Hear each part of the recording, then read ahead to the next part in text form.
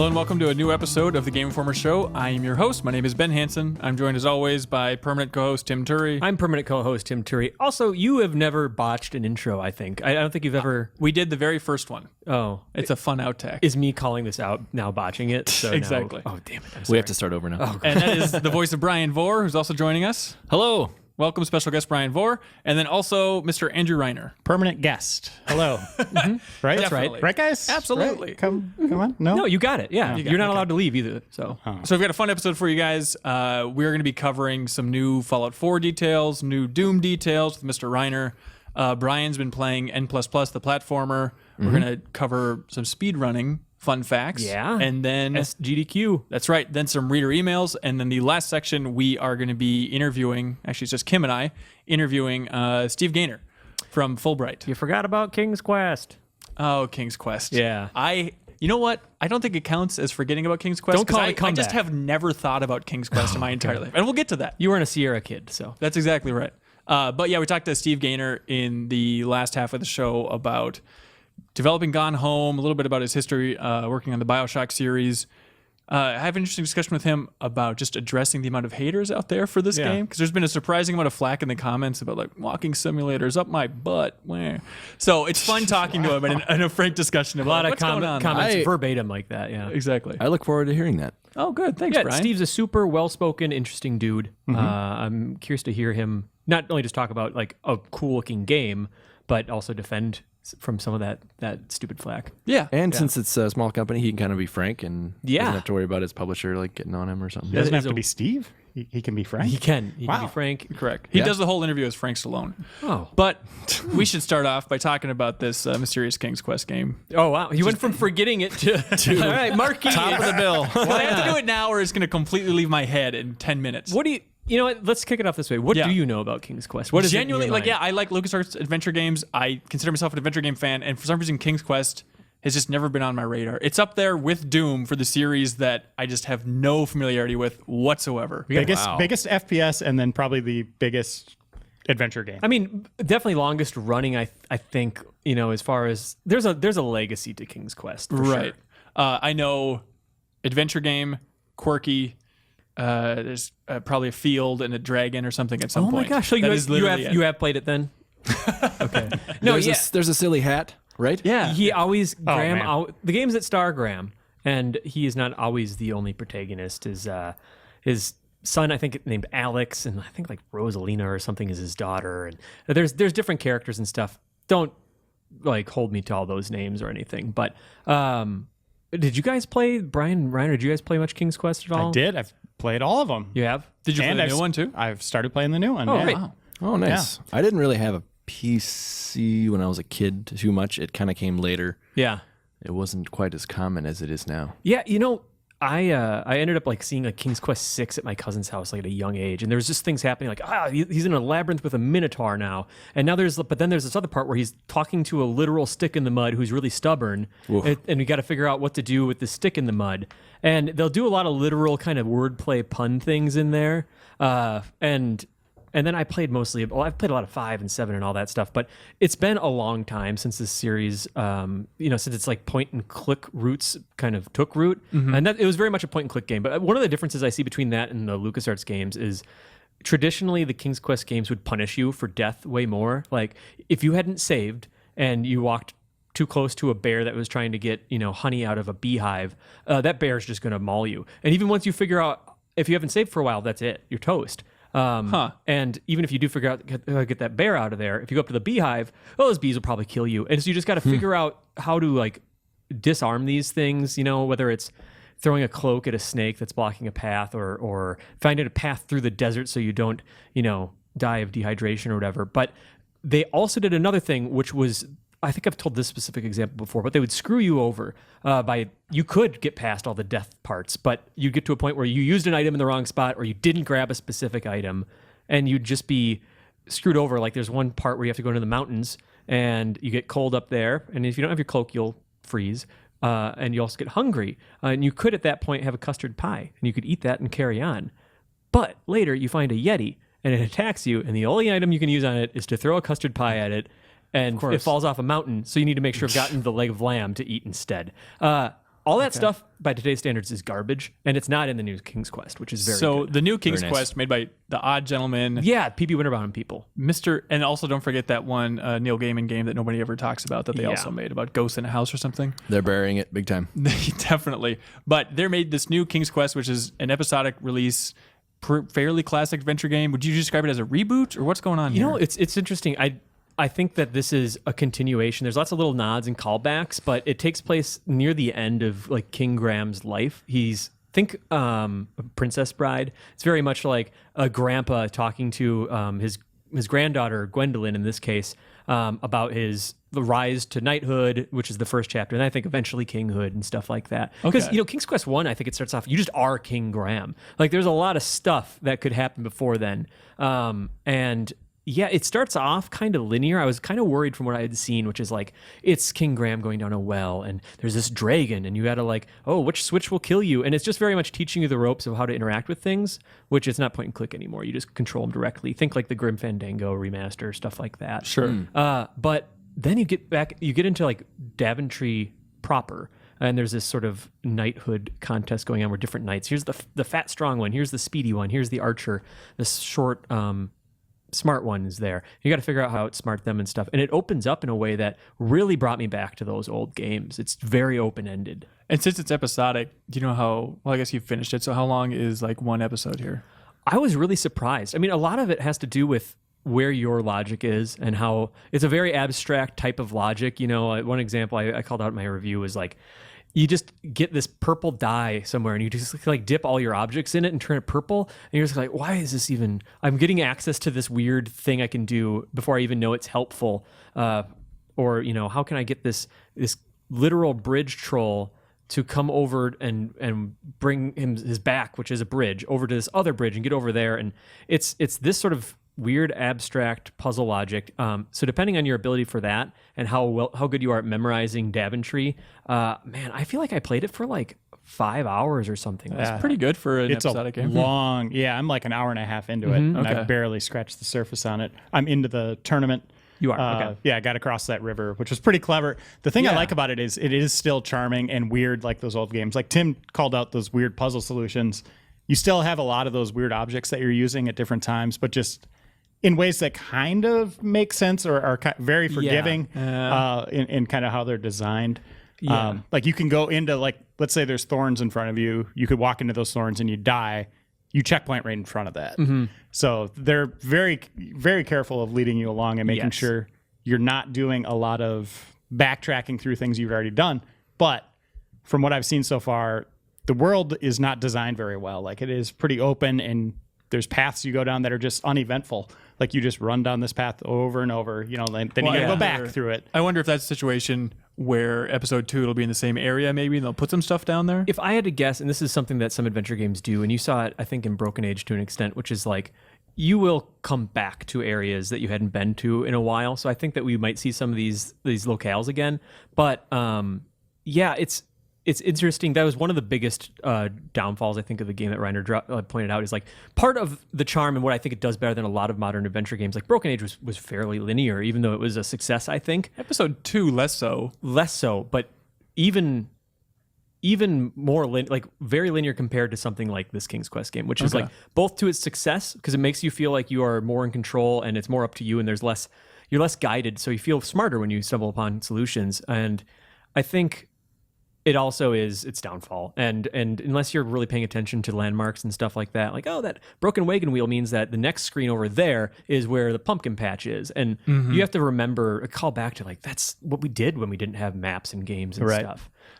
But To knock it all down. yeah, exactly. Getting a notepad out is a good idea with this game. So I'm curious, Tim, since you played it before anything was out there and people had other copies, like did you get stuck ever? Were you ever stressed out about being stuck and not being able to Google anything yet? Well, there was that classic thing that we'll get sometimes with a review copy, which is like, hey, like if you get stuck, we can give you a hint.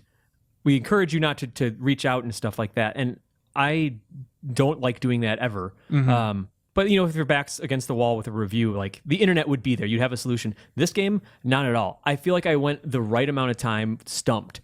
And I call this out in the review too, which is just like, you like that it hits that sweet spot where it's like, oh my gosh, is it this, or did I just not explore this thing enough? Like, I got that object, and your brain just starts going tick, tick, tick, tick, tick. Oh, those mushrooms need to go to the baker, and then this needs to go to that, and that needs to go to that, and it just all unravels, and you're getting like new character interactions and new plot threads as you're solving these puzzles, and it just clicks into place, and you feel like a genius, and it's a lot of fun that way. Do you think this is appeals to people that outside of the nostalgia factor? Like, it seems like a lot of the biggest adventure games today are tied to huge licenses. Yeah. And people are like, oh, I'm really excited to play an adventure game. They're just like, oh, I want to interact with Walking Dead characters or like Borderlands people. Like, is it going to be a tricky sell to like younger people who didn't have some of these memories that you had? It could be. I mean, like, my affection for the King's Quest series isn't so much for its characters and, you know, its world and stuff. It is more just like Reiner and I were talking about, like weird puzzles and situations and stuff like that. The story is sweet in this game. It's really sweet. But I think that it's different enough from stuff like Telltale games, which are mostly like when the gameplay is there and you're solving puzzles, it's never when those games are firing on all cylinders. It's all choice-driven dialogue that makes those games great. I think that there is a nostalgia factor for sure, but it is definitely more old school and demanding for your adventure game skills than a lot of modern ones. I'm excited to see what people think of it. Yeah, Tim, you brought up choice-driven things, and you do have that in this game. Yeah. And I've experienced a couple things. Like, I won't give away too many examples here, but there's a dragon. They give you 3 choices. And then the wagon wheel you brought up earlier, I grabbed one choice, but there was 2 others. Does that affect anything in the game, or is it just like a visual thing that you see? I'm happy you reminded me of that. I'm pulling up a picture that I took, and I'm not going to give away any spoilers, but I'm just pulling it up to jog my memory. It did a really cool thing at the end of the playthrough, and it showed, you know how like Telltale games give you this sort of, hey, you know, this many players chose this option, this many players chose this other option. And it's just very direct. Like, these are the things that really matter that you did. King's Quest is a little bit more subtle, and I'm seeing like one example I use is like a wagon wheel. I had to find a wagon wheel replacement, and I could go to this apothecary and get a wooden like fortune telling table and use that for the wheel, or go to a breadsmith or the baker and find a huge loaf of bread that's circular. What I used. Yeah. That's the one you chose. That's hilarious. I want to know how that turns out for you. It was comical. But we don't know yet. And there's also a shield. You go to a shield, go to the blacksmith, put that on there. And I'm looking at sort of my recap. It just gives me this kind of collage with Graham in the center, and it shows like the wagon wheel with the wooden wheel. It shows some other characters and items that I decided to purchase from them. You have limited gold in this first one. And it shows, the dragon choice that Reiner mentioned. It shows the dragon in this instance flying. And that's an important visual thing compared to the other choices I had. So it's more abstract, and it's not trying to just tell you obviously that these are going to come back around in future The numerical chapters. breakdown of exactly how this story played out for you. And I am excited for chapter 2. I'm like Reiner mentioned the choices. Another way the choices impact things is that the way that you tell your stories as Graham to Gwendolyn, she'll take note of that. And if you're using intelligence to best someone, or, strength or something, Gwendolyn will start to in the overarching narrative, follow your lead to make choices in the present tense. Is this going to be a True Detective situation where episode 5 is all going to be those 2? Yep, that's right. Yeah. Okay, it's exactly the same. So this is a standard 5-episode adventure game. Yeah, and I think they're releasing them fairly quickly, one after another. I don't think there's going to be a huge wait, but I tried to look up some information to see how quickly it's coming, but I didn't get anything. But I am excited for the next one. Hopefully it's faster turnaround than Telltale. Yeah. Gave it an 8.5. PC, Xbox 360, PS3, PS4. Wait, didn't you give it an 8 flat? Oh, yeah, I gave it an 8. Thank you. Okay. That's right. You got their hopes up for a minute. Yeah, That's the other thing I know about King's Quest. Don't play it if it's an 8. someone was like downloading, Yeah. they're like, no. Oh my God, an 8? Are you joking? It's not a Game Informer Silver Award. Vomit. Brian, a game that isn't reviewed yet, and actually Matt Miller is reviewing it, but you are a special guest and you are playing it, is N++ on PS4 and PC as well. Is that right? Just PS4 right now. Interesting. So Very interesting. this is a game, the first one, N+, came out on PS3. Xbox 360. Oh, okay, there we go. It's a stickman platformer. Is that a fair assessment? Yeah, it was like one of the original throwback hardcore like platformers. It was like definitely pre-Super Meat Boy. The 360 game came out, I believe, in 2008, and then that is actually a sequel to N, which was a PC-only Flash game. Holy cow. Okay. And the look hasn't really changed much at all since that very first one. You're still just like a tiny little stickman, and It's like a gray backdrop with like yellow gold you have to kind of collect as you wall jump around and use momentum and speed to navigate through crazy mines and tracking missiles and all kinds of craziness. Seems like this game's been a long time coming. I feel like I've heard about N++ for a very long time. Yeah. What's if the graphics are so similar to the past and so rudimentary, like what is all the effort going into? Is it just an unbelievable amount of levels? Yes. Okay. As far as I can tell right now, it is just unbelievable amount of levels and as much kind of customization as you can muster. There's like you can from the start you don't even have to unlock, though I'm sure you unlock more, but you can unlock color schemes which go from the classic gray to like kind of Atari style, like old screens, and then there's just like the super irritating one called I think it's called like hot or something, where it's just like blasting hot pink that sears your retinas. God. Yeah, and maybe your plasma TV. Exactly. Yeah, that could be a problem. And you can also toggle on like what techno music plays in the background and all kinds of different little tweaks. But the sheer number of levels is ridiculous. There's a huge, like hundreds of just intro levels in this tiny block, and then you're like, all right, N++ levels, and it's like this giant grid, and every dot is 5 levels. It's a pack of 5 levels. Wouldn't that be? Is that just overwhelming? A little bit, yes. Yeah. But if you love those games, you'll pretty much never run out. In fact, you will never run out because there's those 600 levels. Then there's a couple more, like a big chunk of other ones too. And then there's not only the N++, but there's also all the classic levels. Oh, wow. From N+. Just built into this game, like, yeah, just play all the other game too. And so the platforming is just tight enough where it's always entertaining to keep running these new things? Yeah. And to continue on, there's also co-op levels, which there's hundreds of those, new and old. Huh. And there's race levels. Ooh. Which it seems like that. total Hanson-y. Yeah, that sounds pretty good. Can you like mess around with each other?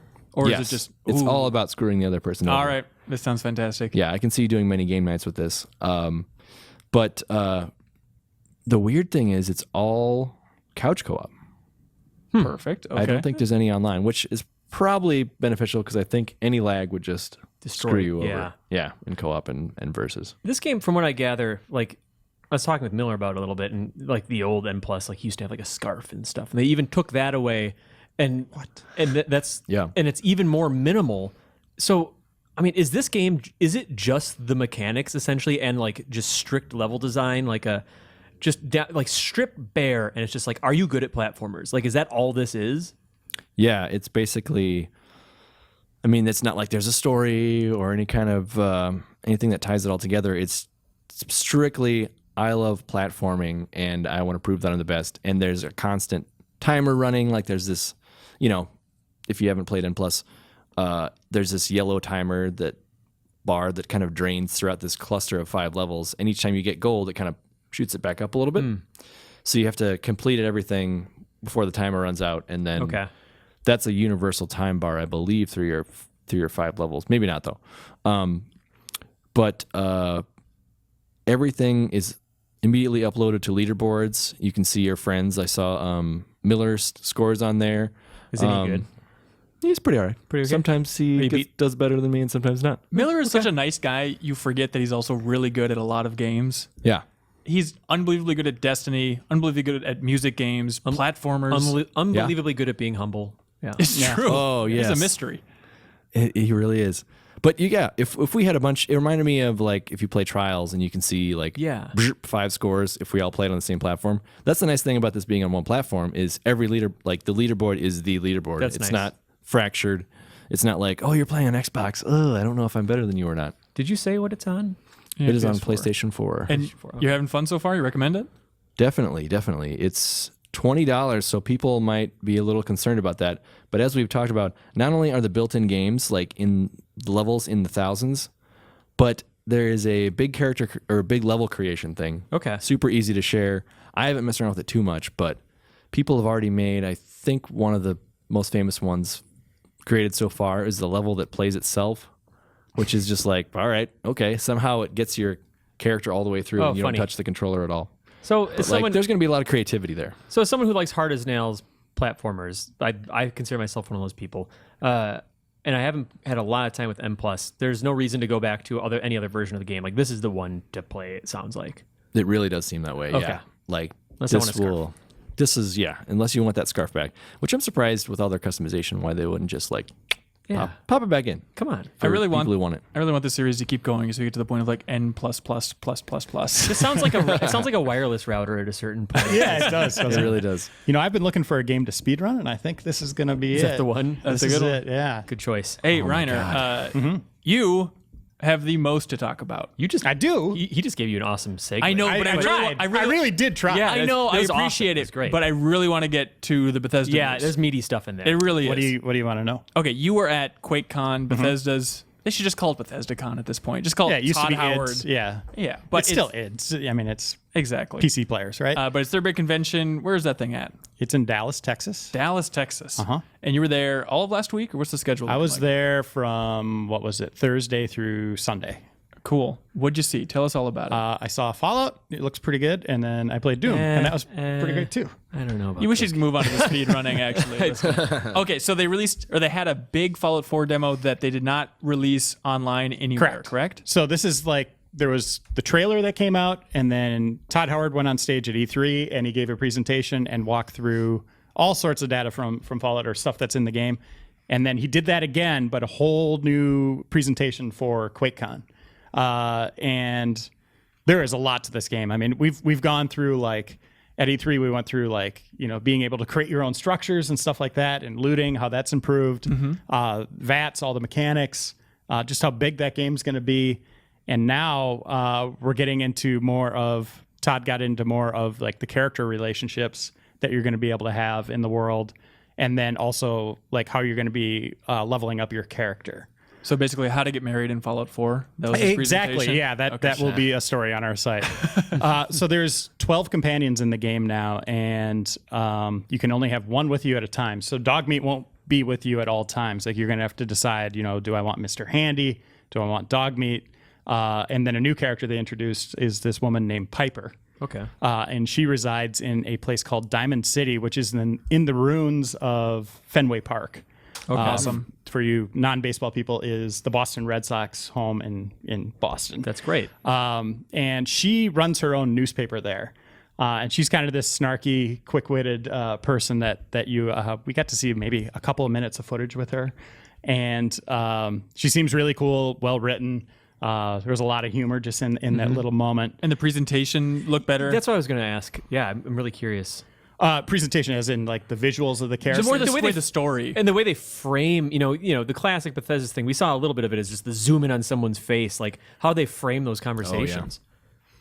From what I gathered, it looked like I was kind of giggling about it in the crowd, but it looked very much like Mass Effect, like those same cuts from Mass Effect. Okay, people kind of idling a little. Yeah, and then it would just kind of switch, and sometimes the camera kind of move a little, rubbing their faces against each other. Waist up type of view. Yeah, Piper looked, always waist up, but Piper looked really good. And then they showed the other guy who was the leader of the Minutemen again, who they showed at E3, and I didn't think his character model looked very good. So I think it's kind of a model to model type of thing. Some characters look really, really good in that engine, and other ones I didn't think looked super great. But obviously it's a gargantuan game, and there's going to be hundreds upon maybe thousands of people in this. Sure. But the new thing with companions is you get to romance them now, the human characters. Regardless of gender, which is very cool. Okay. So Piper is, a romance option at this point. All right. Huh. And we don't know how that's going to, play out. We don't know where they're going to be at in the world. I would imagine they're going to be in your settlement that you build or some kind of home base you have. Reiner, as someone who has a really storied history in print media and journalism, do you feel like you're going to have an advantage with this romance option with Piper? Yeah, I do. Yeah. I think I know the quick path to her heart. You guys have a lot in common. Yeah. So all copy editing. edit to her heart. Perfect. So is that really the bulk of it then? He just focused on relationships for this demo? Or? And he just left the stage. No, there's a lot to cover here. Gotta see about I'll a get girl. to it quickly. But then he showed off the new skills in the game. How they used to work was, you'd have big guns and you'd be leveling the big guns and you'd be getting points that way. It doesn't look like that's going to be in the game anymore. And this has been a big point of contention with people online that I've been seeing is people want that system in the game. And they're rolling these skills now into the special system, which is an acronym. I don't remember what it's. Strength, perception. I don't know. Anyway. But yeah, you're along the right path there. So they're rolling that into there, and there's going to be, I think he said 70 different perks you can have with augmentations, bringing it up to like 275. So there's a lot of depth there. And a lot of these things, one of them's like strength. Another one is bloody mess. That's coming back. Awesome. And then you can level that up. So it'll start out bloody mess and maybe, like blow off Hanson's head, maybe a little blood spurt. But once you level it up to 10, just picture like a geyser from like Nightmare on Elm Street. I'm the Johnny picturing Depp it. death. Give me an umbrella. It's wonderful. So you'll be leveling those up, and it's cool because it's done. You remember Skyrim when you'd go into your skills, you'd look up to the stars, and it was a very visual thing. They're doing that again this time, but it's a poster that you hold up, and you have all these little Vault Boys on it they're grayed out at first, but once you put points in them, you see a little animation of them doing something. That sounds pretty good. Is it him then awkwardly trying to fold up the poster again with the right seams every time? You get really good at it. So It's in the wind, you're like, if I level up Bloody Mess enough, will it just look like a Splatoon death? Where he just turns into just a fountain that just turns everything red. The entire world turns red. that would be awesome. What's the audience like during this presentation? This is like the hardcore Bethesda fans. Is everyone losing their mind every time he shows a new frame of the game? Yeah, absolutely. Okay. People are just going nuts the whole time and screaming at him on stage. And early on, he was just like, "I can't hear what you're saying. Just stop talking to me." But they didn't. That's the famous Beatles quote too, right? Like, I just can't understand anything you guys are saying. I'm going to stop playing and touring forever. Let me just tell you about the romance options, and then I'm going to go home. Yeah, this has got to be like the biggest thing about like for people who aren't in like the BYO PC. Bring your own computer room. Yeah. Yeah, BYOC. For people who aren't just like all about like doing the crazy deathmatch stuff, this has got to be the biggest thing. These super exclusive demos that are never going to be seen anywhere else. Well, that's the thing. Did they give any indication that they weren't going to release this publicly? I don't think so, because a lot of the stuff they showed was like behind the scenes stuff that like they used 3 years ago for presentations in the office. Showing off like the new Vault suit and just these little things, these little touches. I don't think we'll ever see that again. Because you saw Doom last year, and that was never shown anywhere. That's true. No, Until and E3. We saw that same level at E3, but they took us on a different path, or that level got rearranged, so it looked very different. How can Comic-Con happen and everybody in the world has the Deadpool trailer and the Suicide Squad trailer on their phone, and this happens and not a peep gets out? The security in this auditorium was intense, like really intense. Like it's like I was like raising my finger up to like pick my nose, and they're like, Just the "What are you brotherhood. doing?" Oh, really? Yeah, like there's just people constantly in the aisles. with that bug in there. Yeah, I was just like, trying to get it moved. Damn it. But I mean, constantly going up and down the aisles, just carefully looking at everyone They in have the like aisle. a local targeted EMP device. I love the big guns. Yeah, I so can use this. there was like 3,000. There was more people in this auditorium than was at E3's auditorium. Yet no one recorded anything. So that's pretty cool that it is exclusive to people going there. Yeah. Do you have an estimate on how many security staff they had running around just in that presentation? I couldn't even 100 plus, maybe more than that. Awesome. Yeah, it was pretty cool. But the Fallout 4 presentation ended with a 10 to 11 minute gameplay slice in a city called Lexington, and it was exactly what we wanted to see. I was scratching that itch of all those kind of trademark points of Fallout, where you see him looting, you see him hacking into a terminal, opening a safe with bobby pins. You're seeing all these things that we've seen in Fallout games before, but with this new visual presentation, which is really just dynamic. Like, he went into this convenience store, and we've done that in the past in Fallout games, and they were pretty empty. You might have some shelves laying over and stuff. You went into this one, and it was just, there was crap everywhere. Okay. Oh my god. And then you got to see like interactions with like dog meat. He'd send out dog meat to like go loot a corpse. Okay. And dog meat would go over and get a gold watch off the corpse. Of course. Pulling it off of his hand. Or dog meat, like he's like in Wearing the it on his sniper. own paw. He's sniping someone in VATS, and you could see dog meat slowly jumping up That's to take down a fantastic. guy next to him. That's the great. guy, he's blowing this guy's head But off. there is friendly fire then, and it was a real sad to see. yeah. Wait, it was old. Old Yeller. Does VATS only slow down time now? Yes, so this is a thing now. VATS does not freeze completely, and we'll see how this ends up working. But it's interesting in that if let's say you're targeting a guy that's moving at you and his arm starts going back, the percentages of your chances of succeeding are going to go down. So it'll be like, maybe it's like 20% here.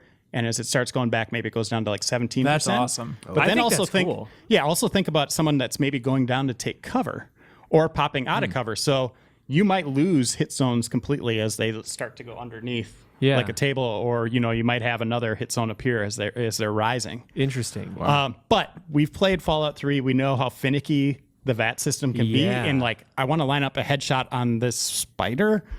Yeah. How do I? Oh yeah, how do I get it there? Through that is a mess. Yeah. So hopefully they can improve that and maybe have a improved language where it's like, I hit up twice and I know that's a headshot or something like that. Yeah, so you can do it. Be snappy about it, basically. And then at the end of it all, there's just tons of weapons. We saw tons and tons and tons of really cool, inventive things that we haven't seen in Fallout before. Very sci-fi, bordering on being very Dead Rising-esque and being kind of goofy. Okay. But still cool. That fits. They have what was the name of the gun where you could just put junk into it, basically, and shoot? Yeah, I can't remember. There's the name. teddy bear thing in E3 at the show that everybody lost their minds about. Right. But the last clip, as the Fallout theme music was like starting to crescendo, was of the player character with the fat man loading mini nukes into it and battling a behemoth. And the behemoth had holding a huge metal pole with a fire hydrant on the top of it.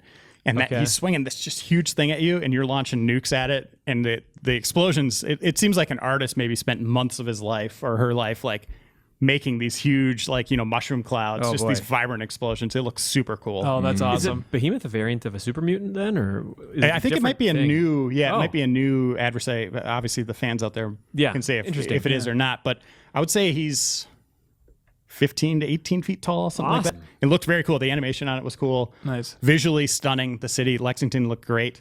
Things they didn't show us were like transitions into buildings. I wonder if we're going to still have the loads. You would see enter wasteland on a door. Yeah. But then they'd do a quick cut. And there's a lot of quick cuts throughout this thing. So it wasn't just they were trying to mask that, but they just wanted to keep the presentation moving along. Sure. We have a lot to talk about stuff. I have one last question, which is just please.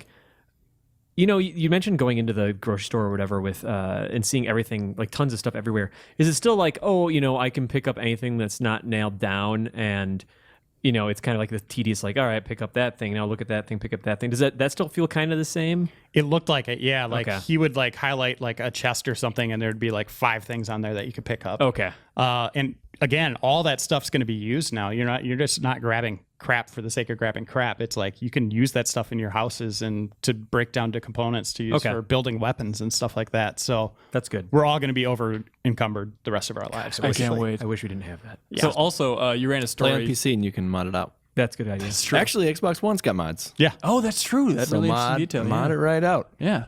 But the main marketing man over at Bethesda, Mr. Pete Hines, said in a video that you were on as well, right? Yep. Bonus he said round. that Fallout 4 is essentially done. Mm-hmm. And they're just fine-tuning these things. So the idea of it being delayed out of 2015 is looking real slim.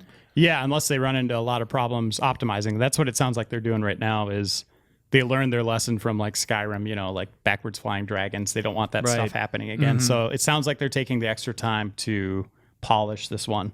And hopefully, the game's essentially done, so they have a few months left. Sure. Hopefully that's enough time to really get it in a clean state. And it looked like it in the video. It looked really nicely polished. They always say it's that last 10% or whatever, right? That's where the game really comes into the level of polish that blows people away. Well, nowadays it's that last 10% and then launch. That's right. Then take as much time as you want, right? Until the sequel comes out is really when you can make that game shine. Is typically how it's phrased these days. Do you guys, anyone believe that we're not going to see crazy Fallout 4 glitch videos? Oh, it's got to have it's gonna be. Look, it's going to be janky as hell. Every open world game, you will see dumb glitch videos. I mean, when Todd Howard says even he hasn't seen all of the game yet, that's a lot of game there. There's a lot there to polish up. But hopefully the main quest and all that stuff and the world itself, you're not falling through it, stuff like that. Yeah, because I like those videos and I still want to see them. Oh, absolutely. You also play Doom multiplayer. How's that holding up? Very good. It is a kind of a throwback to yesteryear in that matches are very quick. 6 minutes. You're getting people in that time having 20 plus kills. I think someone they said had 38 kills in 6 minutes, which is ridiculous. It's very fast paced. It's not, your character movement isn't as fast as Doom or Quake, Doom 2 or Quake. But what they did is, at least on this map, which was like this kind of foundry, the same level you saw at E3, the lava works or whatever, limited sight lines. So you don't have these vast, paths in front of you. Everything is really tightly quartered, a lot of verticality too. So the speed comes from, there's always someone in front of you or jumping in. The action's immediate. You start playing a few seconds later, you're into it. And then one of the cool things variations that makes it different is they added in these demon tokens drop at random spots in the map, and everybody kind of runs over there because you can turn into a giant revenant. The skeletons with the rocket launchers on their backs. And it's your typical kind of hero class character in a FPS multiplayer experience. But these guys are just killing machines. Even the splash damage from those rockets. So everybody on the opposite team it works together to take this thing down. Yeah. And then the battle ensues again. It's just craziness, and then another token. And they have like rocket packs and stuff, don't they? Can they jetpack around and stuff? Yeah, you got a double jump. They have a rocket pack. I didn't get to use that too much. Okay. I got to be the Revenant twice, but it was just fun, just raining down death. Yeah. But the thing that I really kind of walked away from, I was like, okay, this is really simple in scope. You're not taking cover. It's always just kind of pushing forward, multiplayer experience. And then you have those battles where you're kind of jumping around, kind of Halo-esque, double jumps, stuff like that. But the weapons themselves are really dynamic and unique in that the rocket launcher, you shoot it at an enemy, you miss, you're like, oh, well, that sucks, I missed. Maybe you get the splash damage at their feet. But they added a thing where you can detonate the rocket midair. Oh, nice. So if someone's like backpedaling, they go around a corner and your rocket's coming in, you can detonate it right next to them and maybe get some splash damage, knock them over. I love it. Another weapon is it charges as you're running.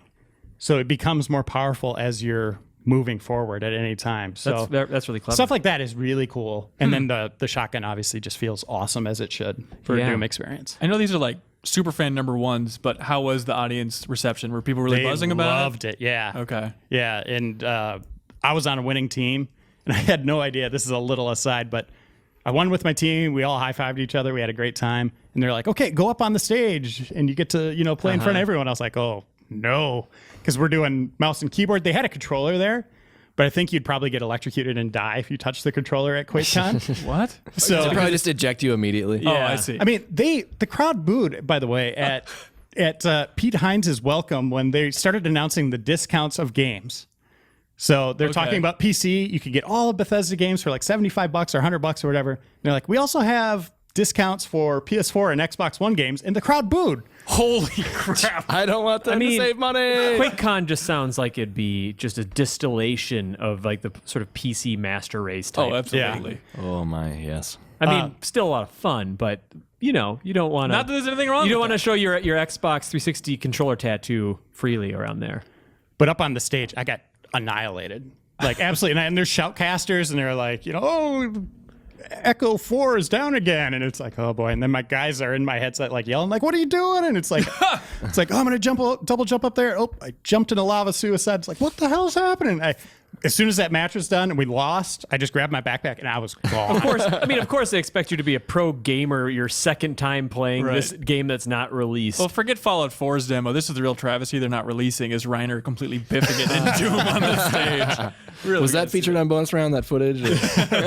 But just really quickly, Doom multiplayer looks like it is very cool. I can't wait to see what they do with Snap Map. That's where you get to build your own maps. It does sound cool. It's so odd that to me, as a longtime Doom fan, I think it's really refreshing that there's a lot of people that seem like they'd be aged out of this, or that they'd be too young to have appreciated Doom to have like full appreciation for this reboot. But it seems like everyone's really excited about it. That's cool. But the weird thing is, like the Revenant and the focus on the Revenant, like, man, the Revenant never stood out to me as like, I want to be a Revenant. It's like, I want to be a cyber demon. They only showed us one demon, so there's more demons. There's going to be more demons. That's the hook in multiplayer that it's just like, I never even considered it in Doom as like, what's it like to be an imp? What's it like to be, a mastermind or whatever, the Mancubus dudes or whatever, or fly around as a cockademon. Or that would be amazing. Yeah. There's a lot of opportunities there. God, Doom 4's multiplayer, it feels like the type of game that I kind of want to speed run. Oh yeah, that's how speedruns work. Really quickly for Ben Hanson. Sure. Just really quickly for Ben Hanson. Is there a dumb mode? No, in the BYOC, which is a sea of like thousands of computers that everybody brings into this darkened room and they're playing games together. The game that was played the most was Rocket League. Yeah. I mean, he was Like even a- up on wow. the big screens. Like every row we'd go down, it was like, man, people are playing a lot of Rocket League. Was everyone just losing their minds, super Oh into yeah, it, screaming? Like the whole time we're recording bonus round, it was like deafening roars from Rocket League That's players. awesome. What a success story. Wow. That game's insane. Yeah, it's all love it. because of you, man. You discovered it. I don't Thank want to you take too for- much credit for Rocket League. Thank you for developing Rocket League. Hey, you're man. welcome, Yes. everybody. Tim, You want to talk about SGDQ? I do. Summer Games Done Quick. It's a big event that, coincidentally enough, is happening in the Twin Cities, which is where Game Informer is located. It's in St. Paul, Minnesota. It was kind of a confusing thing for me at first. So people have heard about maybe Games Done Quick in general, and Awesome Games Done Quick, which is like the winter marathon fundraising thing. It's the Winter Olympics version of the Summer Olympics. Exactly. Summer Games Done Quick. And now there's Summer Games Done Quick, which is done appropriately in the summer. They're raising money for Doctors Without Borders. It's been going on since this last Sunday, going all the way through this coming Saturday. They've already raised well over 300,000. I assume that they're probably well on their way to 400, maybe over. I'm guessing 1 million by the end. And we've had a good opportunity to go and visit. I watched half of their initial speed run of Yoshi's Island 2, which was a blast, just showing all these tricks. Super Mario World 2? Oh yeah, Super Mario World 2, Yoshi's Island. Brian, it's all right. I mean, That game doesn't exist. it's more commonly known as Yoshi's Island. Okay, so I'd the say. 2 was on there for.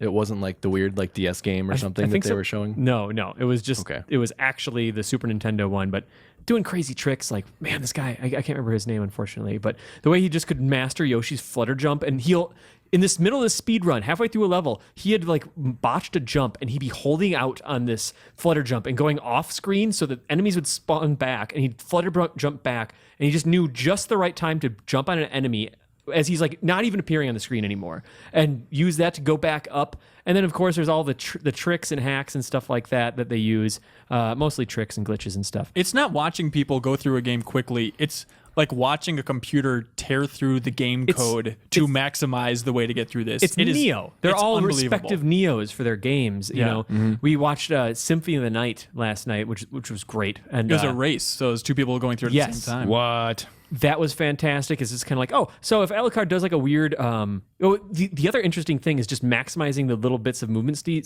and it's more about pacifism, you know, or eating damage and using your invincibility frames to get through enemies faster, or, you know, Alucard, it just seemed like they were mashing on the Alucard's like back dash button. That's what I was going to ask. Like, is that the fastest way to get around for sure? Absolutely. He's just moonwalking through the entire And game. I yeah. think we all did that, Wow. but they were pressing it so fast. It's like they were trying to survive Ocelot's torture in Metal Gear Solid or something like that.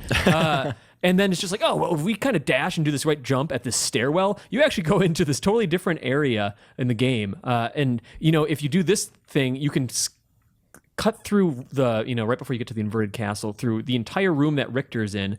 They explained how you skipped Death's scene where he steals all of Alucard's Alucard equipment. Oh, that would be And very like that's handy. crucial because then you're just one-shotting everything, including bosses for the first half of it. And Yeah. it's a marvel. The Resident Evil 3 one, Carcinogen, I do remember his name. That was fantastic to watch him just dismantle Nemesis. Yeah. But the fun thing about the Resident Evil 3 thing, I know I'm ranting here. Please. Is that still within, like, even a master who knows how to like use the way that the Nemesis and Jill sort of lock onto each other as like the center of their character models, and just getting Nemesis hung up on certain parts of geometry, and just unloading handgun rounds into his feet and grenade launcher rounds. Still, Nemesis was a threat. Like everyone would get worked up if like Jill got knocked down. Like there's this special move where if Nemesis grabs her when she's down, he can instant kill her. She's at a certain health, and like the way people get into it still, like Yeah. Nemesis is still a threat, even though you have like one of the best people in the game playing. I It love seems that. like a weird game to speedrun because it is just kind of slow in movement, right? Like it's not like you're using the dash move in Castlevania or Mario Right. sprinting. You know, you're just kind of lumbering through that game, right? The interesting thing specifically about Resident Evil 3 is they had these emergency evades in it, so that if you mash the D-pad at the right time, Jill could shrug off a zombie that was coming onto her. So it helped keep the pace going a little bit more. And you might strategically let a zombie hit him so that she could throw him off and it would knock all the other zombies off. But a lot of it has to do with, you know, making sure you get the right puzzle thing here. And as a Resident Evil fan, super entertaining. It's always that balance of, it's the best case scenario is to see a game that you know really well and preferably have some nostalgia for. Like Tim and I went there last night and we watched like Mega Man and Castlevania, which is like Tim's total jams. And like, this is good. I'm not the biggest fan of either series, so like it's super entertaining just to watch. on a basic level, but it's not like, oh, I know that every nook and cranny of that game, or at least I thought I did. But like I watched the live stream for their Crash 2 run, and it was just mind-boggling because like they go into a level, always sliding and then jumping into the spin because that's the quickest way to navigate in Crash.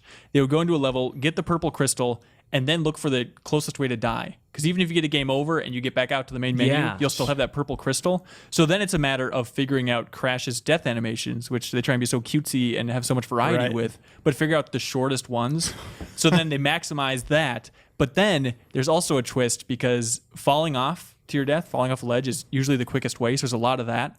But Naughty Dog, man, they try and be so cute. And apparently 25% of the time, it'll show Crash's shoes like flying up after he falls down the pit, but it's always randomized. So every time you jump off and then the shoes come up, like everyone's like, shoes! Like, no, you're screwing us over. Yeah, you hear a lot of RNG like that, random number generation thrown around because people are just like, oh man, like when you start this fight, this enemy might say their one little one-liner, and if it's the long one, you know that your run is like fraction of a second longer than it needs to be because just this random stuff that happens.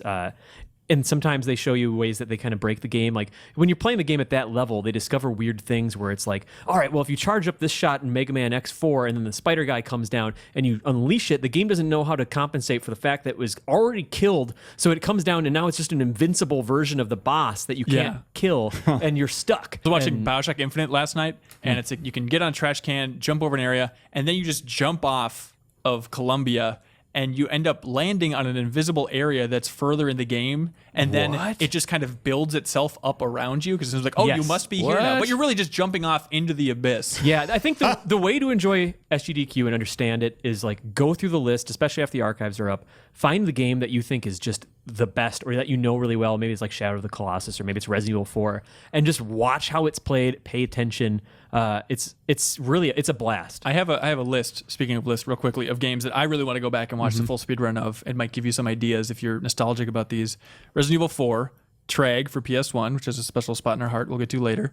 Ninja Baseball Batman, which is an arcade game that Dan Reichert recently fell in love with. Oh, you were there too, Brian. Yeah. First Rayman, Majora's Mask, Deus Ex Human Revolution. I'm guessing you can break the crap out of. I really want to see that. Roundabout, Oregon Trail, Halo 3, Cave Story, Fallout 3, Mario Sunshine, Luigi's Mansion, Pokemon Blue Blindfolded, Shadow of the Colossus, Portal 1, and Chrono Trigger. Did you say Twilight Princess as well? Like, that was totally on there too, yeah. So they span generations. It's awesome. Also, we did some speedruns with them here in the office. We did Gunstar Heroes. We did, I think, Crystal's Ponytails. So for Super Replay fans, that's a little treat. Beat my score. That's for my time. That's for sure. And we also did a Bloodborne one. Yeah, we had Chris Grant, who goes by Studio. Thank you. On the speedrunning community, he came over and did Bloodborne and showed us how to beat Bloodborne in an hour, which was a fun way to watch that game all the way through. I believe it. So there's some fence hopping in the beginning, but the catch with this, and I saw some people calling it BS in the comments, but the idea is you have to do the non-updated raw version of Bloodborne because they patched out a lot of these little glitches. Right. But for Bloodborne fans, I definitely recommend checking out that video on our site. I think it's a lot of fun. Yeah, and that's part of the thing with these speedruns is like that's a speedrun for that specific version of that game. Right. And it's different. You know, like, oh, well, they'll go for Japanese versions of games because the text scrolls faster. Right. And that's just part of the equation when you're playing that. Or, you know, don't play the PlayStation version of this game because it takes longer to load or something along those lines. What's it like to be there? I know a lot of people watch it live on Twitch and stuff, but what's it like to be in that environment? It's in like a hotel conference room or something, It's in a big hotel lobby. The fun thing for me being in that audience is just having so people that. Are checking in the background? It's not in a lobby. It's a big hall. Oh, yeah. Sorry, not the lobby. Yeah, it's a big hall. But the interesting thing is just figuring out when to politely applaud. There's like golf claps every once in a while. Like in Mega Man, it's like every boss, like, well done. And the whole audience breaks out. Well, it feels like kind of like a spelling bee type of environment, I guess I'd compare it to. There's great stuff at that. Everyone's been to one of those. Right, exactly. But, for people that aren't totally familiar with a certain game, there's other people on the couch kind of doing commentary, and they'll explain like why what he's about to go for is risky and important for this run. And then when they pull it off, like the people on the couch are getting into it, and that's infectious to the crowd. And then they understand like, oh my gosh, it does look impressive. Even if I haven't played this game, I get it.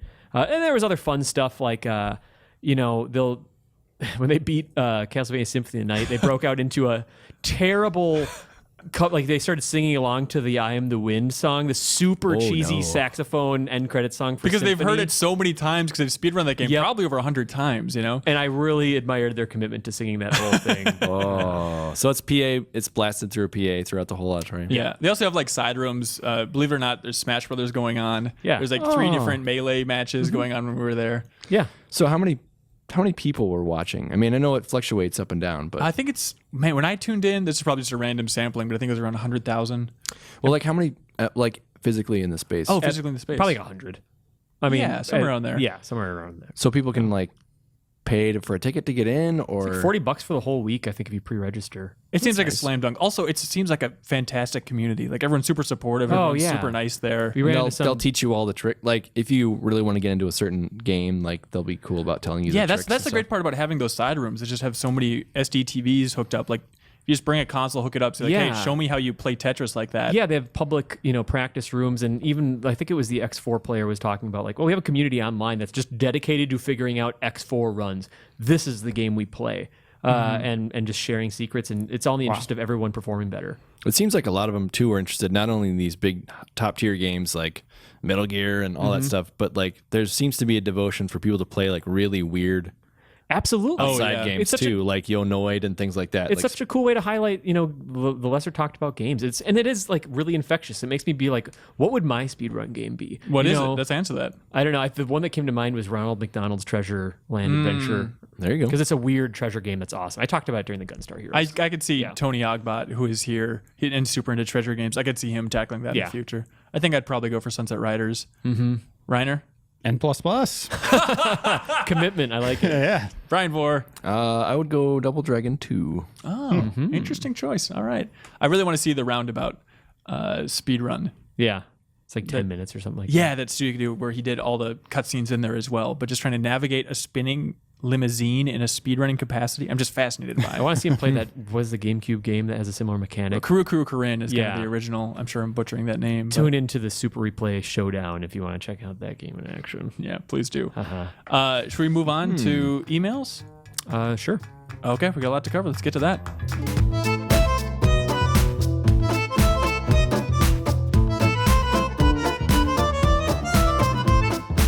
Welcome back to the Game Informer Show podcast. So we're going to get right into reader and listener emails. I always say reader. You can send those emails to podcast@gameinformer.com. We're kicking off with Randall here. So hello again. It's Randall from Massachusetts. Last week you mentioned that you are not always fans of the what's your favorite question, and wanted something meatier. So speaking of wall turkeys, what is your favorite, least favorite, just play along with it, or just most absurd healing mechanic from video games? Most absurd? Yeah, have fun, love the podcast, Absurd. Randall. I'll kick it off. Sure. The Getaway. is it? Super weird, kind of like it was a Guy Ritchie going for it. Yeah, you just got to lean against a wall. What? So your character would get shot up, and it's like a crime drama in London, and your back would start to pool with blood, and the pool of blood would get larger and larger, and you're close to death. But as long as you found a wall, your character would automatically lean against it and like catch his breath, and the pool of blood would start to kind of suck up back into his body. And that's how you knew when you were good to go. He would stop leaning on the wall. Yeah. Yeah. to go. It was weird. You just have to make sure there's not a roving gang of dudes coming after you. While Right. you're in the open, just Yeah. make sure. Get cover. Yeah. Wow. Stranger's Wrath is the one. Oh, I liked. okay. Where you'd get like all these needles in you and stuff and arrows or whatever, and then cool. you just shake it off. Like you shake off the damage and then you heal. And That's good. Yeah. So I was thinking there's about, a button where you just shake it off, shake off the damage. Yeah. I like that. I was thinking about that too with like Abe's Odyssey, because like your life is represented by the amount of birds that are floating around. That's a weird representation like that. I think I forget if you pray to then Abe's? get more birds. Abe's Yeah, Odyssey? Something like Isn't that. it? Yeah, like meditate or something. Yeah, the birds represent your health in some way in that game. I'm trying It to reminds remember. me of like Spyro and Dragonflies and stuff. You know what I mean? Well, Such an that's odd close, thing. yeah, to also the Crash Bandicoot Aku Aku mask. Sure. I don't know. I always enjoy those games where you can shoot a person to get more health. Like Okay. any of those like support class things like Evolve or whatever. Right. I think yeah. like, did Borderlands start that with as the a healing medic? gun? Yeah. Yeah. I was thinking you were going It's for like really satisfying to do. I thought you were going for like a vampire thing. Like if you had a gun that had like a vampire characteristic, so you'd be leeching like from someone for yourself, but you're just like healing people by shooting them. Yeah. Okay. It feels good. It's a smart thing that's When happening. we're running through that evolved jungle, I like topping everybody off, and Good feeling. it's really You'd nice. be a good bartender, Brian. Yeah. Yeah. It's like, I need a little bit more there, buddy. Yeah. It feels good. Good question, Randall. All right, let's dive into. Hey guys, with the recent announcement that Rise of the Tomb Raider will be hitting both the PC and PS4 next year, I'm interested in hearing your thoughts on timed exclusives. A re-release or another system is one thing, but only having to wait a year before a game goes multi-platform is another. Do you think timed exclusives serve any real purpose? Nick, West Virginia. And yes, that Nick from West Virginia. It's Nick Ransbottom from Hi, Nick. How's our it going, man? Facebook overlay group. He comes up later on in the show as well in the interview section. But I mean, it serves purpose in that if the game couldn't have been funded without the little cash flow that Microsoft or Sony's throwing their way, there it's pretty relevant. Yeah. I'd imagine. Like, you always heard about the Tomb Raider reboot not exactly blowing it up sales-wise, at least at first. And then you always wonder, like, would that game even exist if Microsoft wouldn't have stepped up to the plate in that way? Yeah, it's situations like, with Street Fighter V and Capcom, it seems like that's another reality of that situation. It's like people bemoaning that it won't come out on Xbox One, but, well, would you rather there be no Street Fighter V? Sometimes that's the reality of it. You just sound like the parent in that situation. Yeah. Well, look, would you rather? Well, then nobody gets Street Fighter V. Nobody at all. Yeah. I don't know. It's like the classic thing. There's a constant battle to have exclusive stuff. We know when we pull together exclusive lists for different consoles, it's always like, oh man, Sony's really killing it with this, and Microsoft's doing it with that. And there used to be third-party exclusives all the time that were not timed, and you were just stuck. Like Metal Gear Solid 4 has never gone to anything else. I think it went to Did it go to PC? Nope. Never. Just PS3. Yeah. So the fact that it's timed is almost, for me, even if I didn't have both consoles, almost kind of a relief because, well, it's going to suck to see everyone having a good time with Tomb Raider, but at least I know I'm going to get it sometime. It's going to come over. And it's kind of fun to have like that second wave of enthusiasm. Like when Axiom Verge came out on PC, seems like a lot of people picked it up then. And then you get to be the smug guy. Like, oh, that game from months ago? I think I remember how to get through that part. No, yeah, just text me. I can show you. And I know this doesn't help everybody, but ever since I've had any sort of income, I have gone out of my way to make sure that I was scrimping and saving and setting aside money so that I didn't ever have to be in this situation in my entire life ever again. Because I remember, I remember, being a Genesis kid and reading magazines and seeing Mega Man X and being like, God damn it, this looks amazing, and how frustrated I was. That must have been awful. It was really terrible, and it's really liberating just to be able to have them all. Definitely not something everybody can do, but if you really try to prioritize that and save and stuff, there's a situation where you maybe don't have to worry about this. For the hot Ouya exclusives, I understand. Oh, correct. Yeah, it's only $100 or whatever. What's cool about that now, too, is even if you're just like, all right, it's going to hurt, but I'm getting this console, at least if you have those gold membership or PlayStation Plus, there's at least going to be a flow of games, and you're not really spending additional money after you get that upfront investment. Or if there's an awesome deal on like a specific version of the game, or you find something used somewhere and it's like, I don't have that version. Like, well, yeah, I do actually. And so, yeah, good question. Yeah. Okay. Hey guys, this one's from Phil from Houston, Texas. Hey guys, first off, thanks for the show. Just goes right off on it. What if the Phantom Pain is using Kiefer Sutherland's voice sparingly because there will be scenes in the game where Big Boss, played by Sutherland, is talking to Solid Snake, played by David Hayter? I think he would want the two characters, if they did meet, to talk differently. What if this is the Metal Gear Solid 2 switcheroo all over again, with Solid Snake as the Act 2 protagonist? It's a 10-year jump, but they're right next to each other in terms of chronology of the games. Phil. I don't think that's going to happen in the game. I'd also understand the idea of him talking sparingly because Hayter's also in it. Yeah, that would work more if like the plan was like, hey, it's Hayter all along. Right. Kiefer is just a super expensive. Yeah, I think red it's all herring. about this, and Kojima just hates you guys. I mean, that's just it. Obviously. Yeah. No, I mean, yeah, Sutherland is way more expensive than Hayter. I think it's a situation. I know a lot of people who've played a lot of the game, including Gato, have really remarked like, holy crap, Big Boss does not talk much at all. No, he doesn't. But it has to just be a situation of Kiefer's very busy. It's very expensive. Getting him in the studio to like have little pickup lines, stuff like that, it's just not going to work. Like, let's just get the bare bones, what we need, and then move on.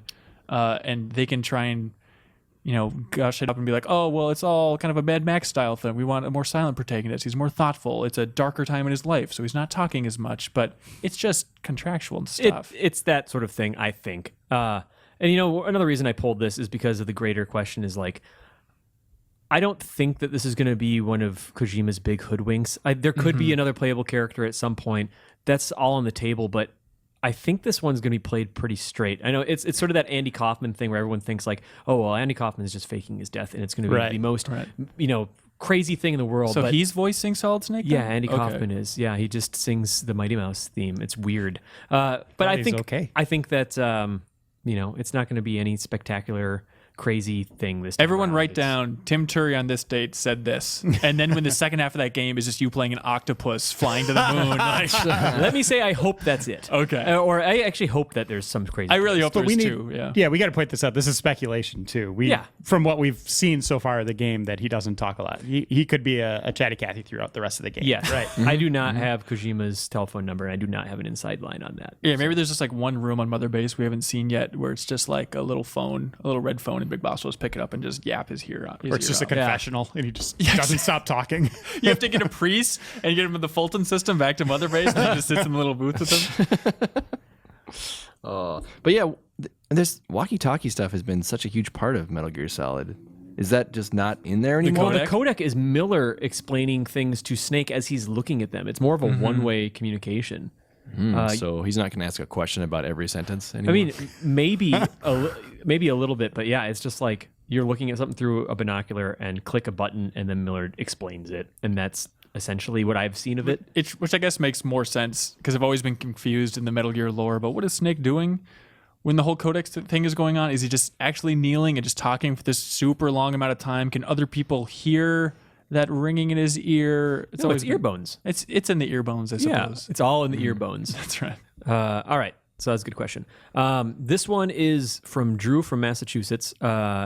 We have, so hello everyone. Recently I was spending time with my young cousin and I tried showing him Rayman Legends thinking it would be a fun game to play together. No matter how much I tried, all he wanted to do was play some obscure free-to-play iPad game when I and many others were his age. There's a period there. There's supposed to be. When I and many others were his age, we were playing on consoles. Do you think that iPad games and or casual games will be the future of gaming? Likewise, has the last generation of hardcore gamers already been born? Drew. I don't know about hardcore gamers. I mean, obviously, kids are going to grow up really nostalgic with the iPad. That's going to be their main point of interface. But I don't think controllers won't be around in 30 years. I don't think that they're going to completely disappear either. But I think people need to look at the perspective of a kid, and you have this kind of magical device that is hooked up. Think about the first time you got your smartphone and you saw the App Store and how many things were free.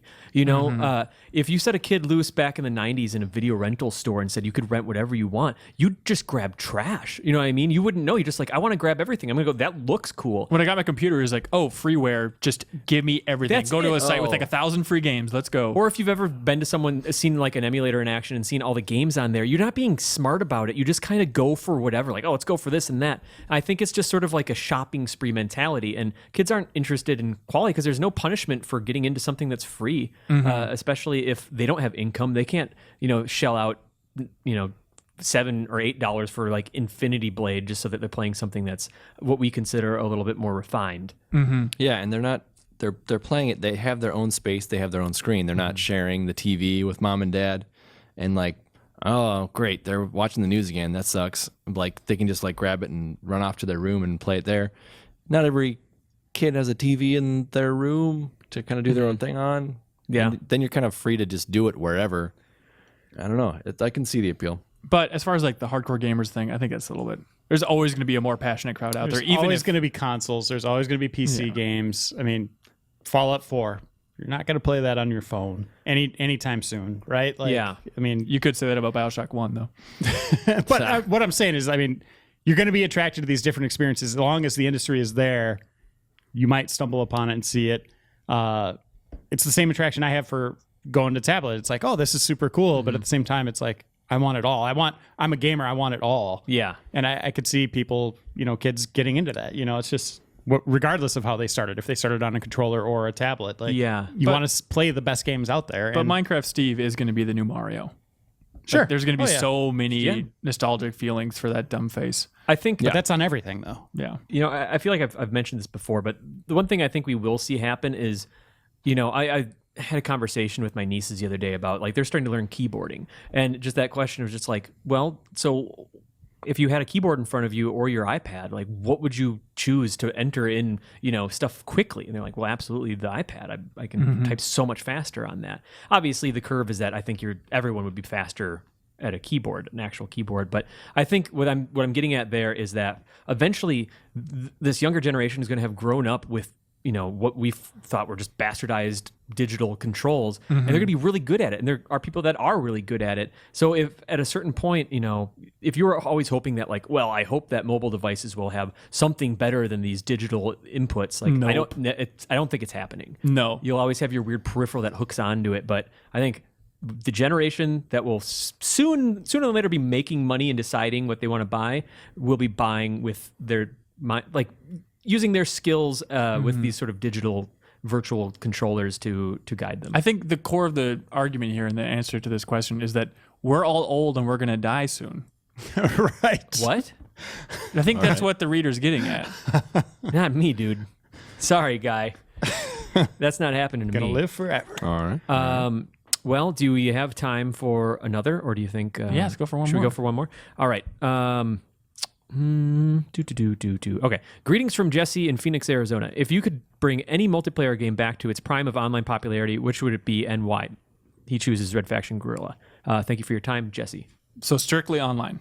Yeah, it seems like, a dead or dying online community for a certain game. If there's one that you really enjoyed and you wish that it came back. How about Evolve? Whoa. That's it. I still want to get Shots that 5 fired. player group for Evolve. I love- still think that'd be I would super love that fun. too. Yeah. I played Evolve with Hanson, and what was it? You're just the worst trapper that I've ever seen in my It's life. like, I like playing Trapper, and then they're like, hey, what class do you want to be? Like, I guess I'll take Trapper if no one else wants it. And I was like, okay. And then they proceeded to just rag on me and give me a terrible playing experience because I was not the best Trapper. The monster escaped all the time. I never haven't saw it. played that much. The That's why I want to dome play never more. contained him ever. And now I wasn't incentivized to play more because you guys are all such He was just dicks. threatening the monster with the option. of it, Exactly. hoping that it would just kind of turn You itself show him a wall and be like, this could be on the other side of you, buddy. show him Yeah. the wall. Maybe it's a hard one to start out with, but I don't remember having. It's not like I was a huge trapper expert, but like Brian. I don't remember having problems trapping it. Brian, I'm bad at games. Just look in my eyes, just accept it. I know Tack was like, God, I want to be the trapper so bad, and you just kept playing him over and over again. No, if somebody said, "Can I please be the trapper?" I would not have said no. Everyone's like, "No, be the trapper, be the trapper," and then everybody continued to constantly complain about it. Well, that's Tack's mentality though. It's like, well, you want to do this other, you want to do X instead of Y. He's like, no, just let's do that one. No. And then the inside of Totally his head fine. is just an inferno. Oh yeah, yeah. I'd say His gunner glasses are shattering and flying off. for me, I know there are weird like back door ways to make this happen still, but I'd like a convenient way to play Resident Evil Outbreak. That 4-player survival horror with like the classic formula is just not something you see a lot, and I really enjoyed the hell out of it. So Yeah, definitely. I would say Phantasy Star Online. I know they kind of try to bring them back and keep that classic vibe, but it seems like that was at like the forefront of online interaction. And it was kind of paving the way for others, and then it never really got a chance to evolve from that. You can too get much. PSO2. They have an English version of it, but it takes a lot of hacking. Yeah, and but whatnot I to mean, get that'd up be and cool running. to see a new one today from Sega, like yeah. with all all the enhancements that have come in multiplayer. See what they would do with that. Yeah. I feel really spoiled because they made the HD version of Age of Empires 2 and Age of Mythology, but Age of Empires 1 was my first real online love, and I don't think there's a way to play that right now. And it's definitely not as well regarded as Age of Empires 2. I don't think it's as well designed of a game as Age of Empires 2, but I would like to go back and play my Choson again. So they got so close, but so far away. It's like, well, you got what you wanted, everyone. Right, no one right. else's needs need to be All served. right, the fans of Age of Empires 1 and 3. All right, too bad. See ya. Yeah. Well, good answers all around. I feel like a very good batch of questions. I think we're going to give it to Drew from Massachusetts for his question about just the future generations of gamers and stuff like that. I love talking about stuff like that and thinking about it. And you're going to ship them out your favorite childhood toy? Oh, my favorite child. Just I figure it's the least I could do. I can't promise what condition they'll be in, but or who it'll be. I have to decide. So yeah, if you have any questions or hypotheticals you want to pitch to us, You can just email us at podcast@GameInformer.com. We will send you a little thank you in the mail from all of us here at Game Informer. But really good questions. Please keep it up. We want to see even more. If you've been listening and have that one question, or even if you don't think it's a good question, and you want to get involved and hear your ideas kind of evaluated and talked about by us, please email podcast@GameInformer.com. Definitely. And before we go, we should explain why we've been calling Bryan Vore a special guest. So special. Bryan Vore, I thought you just did that for everybody. incorrect. You were the most special guest this week, so please explain the big news. Well, after 11 years, I'm gonna be taking off from old Game Informer. Had an awesome time. Got a little something else going on. But yeah, I love all you guys and all the community and everybody. It's crazy to see how just since my time here. I know, Reiner, since you've been here, everything's changed so drastically. But even since I've been here, going mostly like print focused, and then like on the internet came along, and that was real cool. And obviously I've been working on the digital issue for the last 5 years, I think. So Yeah, seeing if that kind of come. If you checked out Game Informer at any point on your PC or your tablet or whatever your favorite device is, you owe Bryan thanks for that happening. As far as being able to actually interact with our content on there. So 11 years. yeah. Yeah. it People just forget catches up you're a on you. young guy. People forget you're one of the old timers here at Game Informer. Yeah, I basically started up straight out of college as an intern. I just randomly cold called Andy at his office, which thinking back now, it's like, how did that ever work? But the reason why it worked is he was, I think it was his last cover story ever, which is Metroid Prime 2. Yeah.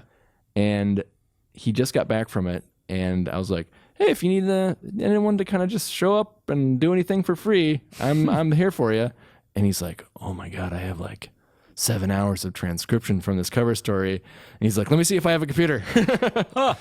Wait a minute. So I had no idea. He let this Yeah. random kid just transcribe the next cover story interviews? Yeah, I didn't have to sign an NDA or anything. Wait, which it was Metroid Prime? Metroid Prime 2. Okay. Echoes, Were yeah. you a fan of the series at that point? Oh, yeah, I love Metroid Oh my Prime 1. gosh! So what was that like? Just being let in to a place like if you were walking into Game Informer, was anywhere close to like this revelation that it was, where it's like I need to live here type feeling. Don't let me leave. On top of transcribing that cover story right away, like what was that like? It was just like, well, at first it was a mix of amazing and totally harrowing because it's like I had never transcribed anything that long in my entire life. And I was like, okay, well, I don't know if he needs the fact that they were laughing or all that. So I was just like getting every single word in there. Them talking about what they're going to have for lunch that day? Yeah. Yeah, just like joking around, like, oh, maybe wants the joke in the cover story. I don't know.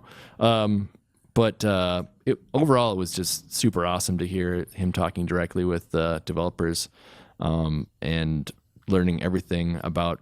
It's absolutely everything because you record everything you have a meeting on. So just hearing everything about, was it the light and the dark worlds and like all that craziness that's going to happen. When I was an intern, I was transcribing a Rage interview for you with Carmack. Like that was it was a similar kind of parallel to it, and it was just like, oh, Bryan guy's a big deal. I don't want to screw this up. You're his Andy. Yeah. Well, I remember the first time I met you and the first few times you came in the office, you were like a mall cop or something. Like you were in like full mall cop outfit, like attire. Yeah, I was a U of I was M, like, what the hell's happening University here? of Minnesota security. Oh, I hated you guys. And we're always busting you for pot and stuff. Ben specifically. Oh yeah, it's like that Hanson again. I hope I never have to work with him in any capacity. Actually that was when I got my call he gave me a call back about the computer stuff. And he's like, well, any way you can just swing by the office today? I'm like, I'm currently working, but my shift is over in a couple hours. I could swing by. And I didn't have any spare clothes with me, so it was like I could go shirtless or wear this security uniform. Either way, you're going to make a statement. Yeah, It's true. It's as smart as the Dan Reichert coming in and wearing the shark suit, because everybody remembers him as Shark Suit Man, and Bryan Vore is this weird mall cop man. Weird security guy, yeah. Well, when he showed up, it was like I met him and then I just slowly close my door. Because you didn't want him to steal your weed. Right, That's exactly. right. That's right. Yeah. Just I can stacks tell. of it. There's a narc in here. Yeah, don't look at all the cocaine. So, Brian, for people that are fans of you, just as a human being, can you give any indication? Are you going to stay in the industry? Yeah, I'll be in the industry. I will be making a move out to San Francisco. So Really narrowed it down.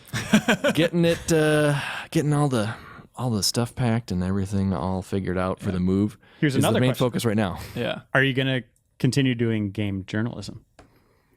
No. There you go. Interesting. Hot exclusive. And for people that want to thank you for the digital issue and talk to you about everything, what is your Twitter handle? It is at Bryan_Vore, and that is Bryan. Even if you know me, people still get the I in there. I still do it all the time. But just at Bryan_Vore. Cool. So wish him well on his big old journey coming up. Yeah, Game Informer and Minnesota will miss you. And I will miss all of you as well. Yeah. That's so sweet. But Bye. before we go, if you are a fan of Bryan Vore, you might want to hear some more of Bryan Vore. So we have a special surprise from producer Wade in the booth here. Y'all ready for this? No. Let's go. Hello, everyone. My name is Dan Reichert, and this is the first episode of the WrestleManiacs podcast. This is Brian's Jesus. idea. Unaired I've actually never podcast done Brian this, so I was recorded. Really excited when Brian Oh, came up wow. with this. Is we're going to This is basically in its entirety. We're not just going to do highlight reels or anything. Where you listen to all the episodes. Even though Yeah, that's you right. could tell he was like hurting pretty bad in these events. There's something about watching Andre was always fascinating. Seeing him like stare down a guy and like give him the big slap, and even if he's like walking along the ropes and not staying up too well, it's like there's always something cool is going to happen involving Andre the Giant. So yeah, Andre had this presence about him, and obviously everyone's always got these old Andre stories and everything. These, whether they were urban legends or not, of him drinking 130 beers or whatever. I've always heard it's true, so. Or like whenever he got on a plane, if there was some bags, That is Ref like Rob Page, by in the the way. compartment above, he would just be like, nope, pull him out and put his in there. And Are you gonna tell Andre now? who's gonna be like, that's my bag, sir? Hey, you! Just give him a shove. Oh God. The part I liked about that match is Vince's commentary was like, oh, look at all that body hair. All right, so there it is. There's a sample of the WrestleManiacs podcast, which I had to dig up on an old forgotten computer because it was recorded years ago. That would have been fun to put out there. But What happened, it was in a Brian? weird time because like Dan, we wanted to record a bunch and just so they'd be consistent every week, because it was basically the idea was we'd watch every WrestleMania and then do a podcast about that WrestleMania. And we had referee Rob Page. You can look him up on Twitter as well. He's a local indie wrestling referee, and he was on there as even super deep background mega expert. He watches every WrestleMania every year before WrestleMania happens. Jesus. So he's like intense, and so the three of us and sometimes other kind of special guests, we would try to like bang out maybe a couple each. After we'd watched like 3 or 4, and we wanted to save them all up and just have it be consistent. And somewhere in the middle, Dan, of course, got a different job out at the old Giant Bomb. So that was kind of like, having a whole podcast with someone who doesn't even work here anymore, it just got a little weird. It got a little bit weird. But they also have the Giant Bomb had the Power Bomb cast as well, so it's kind of It's a little strange. redundant. But if you're a big Yeah. wrestling fan and you want to hear more from Brian and Dan, you should just tweet at Brian to release these archives and put the work in. This to doesn't post count. them. This doesn't count. No, that little sample, it doesn't count for the 7 episodes that are recorded that are on my hard drive that we could We got post. through a good 7, huh? I Yeah. think sometimes we doubled up because some WrestleManias weren't as fertile ground for discussion as others. Maybe. see. So sometimes we'd have 2 for the price of 1. Oh, interesting. Cool. All right. Well, that's it, Brian, for a last big surprise from us. Awesome. Well, I'm glad you were able to dig that up. That's fun. But thank you so much for your service. Reiner, give this man a handshake. Bye, There we mall go. cop. Bye, mall cop. All right. We'll always love nice you, Mall meeting you. Cop. All right. I'll Thank you take so my much. segue and leave. So that's it for Mr. Bryan Vore, Game Informer, and that's it for emails. And coming up next, we're all going to leave, and then I'm going to come back, and I'm going to have Kim Wallace alongside me. We're going to interview Steve Gaynor and learn all about Tacoma and the history and development of Gone Home and a bunch of other fun stuff. So stick around for that.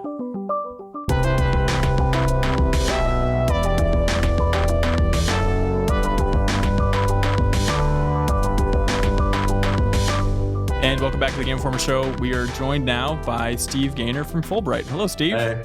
Hi, Steve. Welcome to the Hey, Game thanks Informer for Show, having me. man. Yeah. We're excited to have you on because we have a bunch of questions from the community about your new game, Tacoma, maybe a little bit about your history in the game industry and stuff like that. But before we get to those questions, we had a weird question because Kim just reviewed Life is Strange Episode 4. And I noticed that you were thanked in the credits for Life is Strange. Yeah. What's the history there? You know, the folks over at Don't Nod, you know, they've told us that their fans have gone home, which is awesome. And I've been playing Life is Strange. I think it's a really cool, interesting, weird game. I mean, I'm sure that you have. I'm looking forward to reading your impressions of it. Yeah, We're fascinated by how bizarre it is. Yeah. Yeah. But I'm looking forward to playing the fourth episode because the third episode ended on a big cliffhanger. But anyway, what the story behind the special thanks is at some point earlier in their development, you know, kind of a lot like Gone Home, they have a bunch of references to like real world things in Life is Strange, and I think that they were just kind of trying to navigate those waters of like, you know, like, oh, we want to put a bunch of real, like, you know, actual like band names and movies and stuff in our game, and I know you guys did that, so kind of like, you know, do you have any experience of like, you know, how to have stuff like that in your game without ruffling anybody's feathers? And we had kind of gone through that whole exploratory process when we were making Gone Home, so I just wrote back and gave him some of what we had learned, and so I think they threw in the special thanks as a little like you know, thumbs up for that. What kind of stuff did you learn in that process? Because especially playing Life is Strange, it's amazing how many references they managed to pack in there.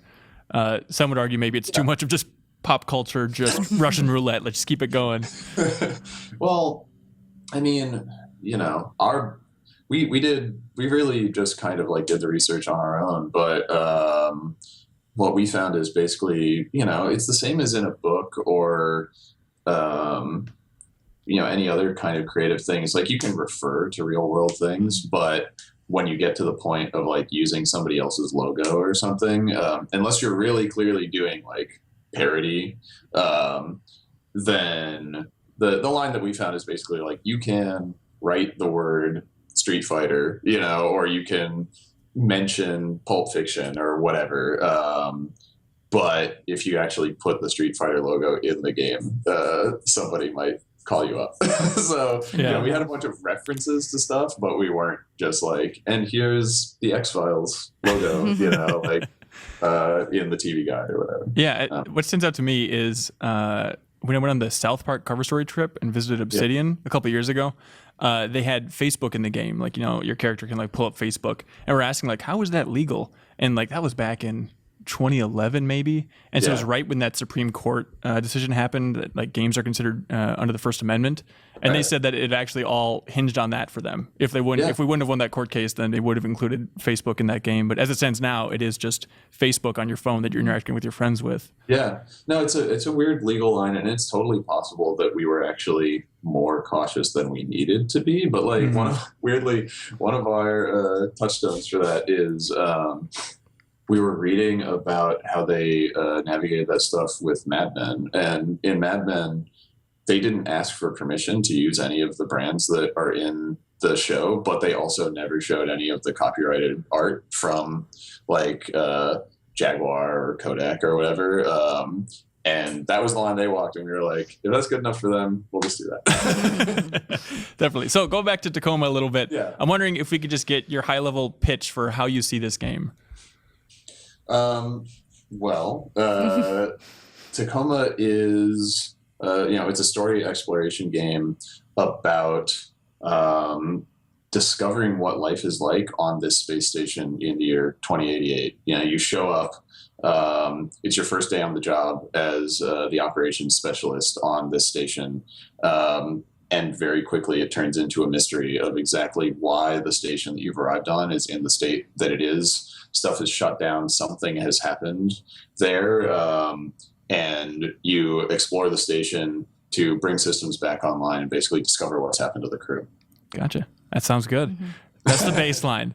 So I'm wondering, since you announced the game, and maybe specifically with the more coverage with the Game Informer cover and the month of content that Kim and the crew has been doing, what's been some of the most meaningful feedback that you've received so far? Have like other developers reached out to you, or?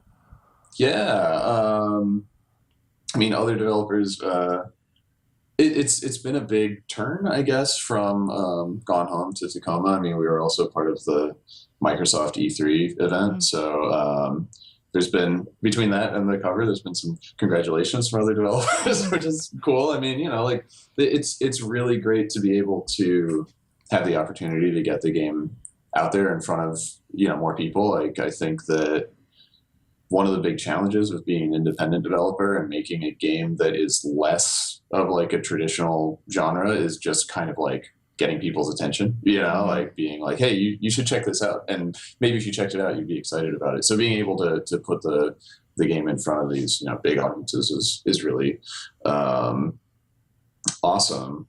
I think that a lot of the fan feedback that we've gotten has been, we've been really, really happy to see that people are excited about like, so Gone Home was a game that was intentionally like a very low key game visually, especially. It was just sort of like, it looks like a house. That's the whole point.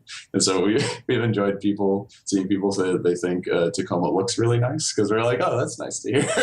That wasn't really in a lot of ways the number one selling point of Gone Home, but people seem excited about just the idea of being on Tacoma Station, being in that environment, and kind of experiencing what our vision of that kind of near future is. So we're really happy that we're getting to kind of show more about the game and reveal more specifics at this point, since stuff has been under wraps for a kind of long time. Yeah, for sure. I see a lot of people that are really excited about the game, a lot of Gone Home fans out there, but it seems like this game is also a real lightning rod for heads that just want to be really snarky about the whole thing. Sure. And I'm curious how you guys are dealing with that. Like, oh, great, another walking simulator. Yeah, call me when you get some fucking gameplay. Like, it's constant. That's got to be. I've been wondering about that for you guys, actually. That seems like it's got to be a new. So I'm kind of used to it. I feel like you guys haven't probably had a lot of cover stories where those folks are really piling on about it. No, it's usually just like Halo fanboys really getting into the nitty gritty and complaining about stuff like that. But it's rare that you get like, this isn't a game argument in like the comment section of Game Informer, I guess. I mean, the number one strategy is, don't read the comments. That helps. I don't know. That's that, yeah. Yeah, I mean, I tend to stay away from most of like the comments and just like open forum kind of stuff, just because like, I don't know, there's so much noise in this world already. Like we really appreciate when people people, reach out to us and tell us about their experience with the game, or what their thoughts are on what we're working on. But it's true. There's a lot of parts of the web where there's a less receptive audience, I guess, to the kind of thing that we're making, which is just sort of like kind of one step removed from I guess some traditional gameplay genres, where it's less about like the mechanics of how you like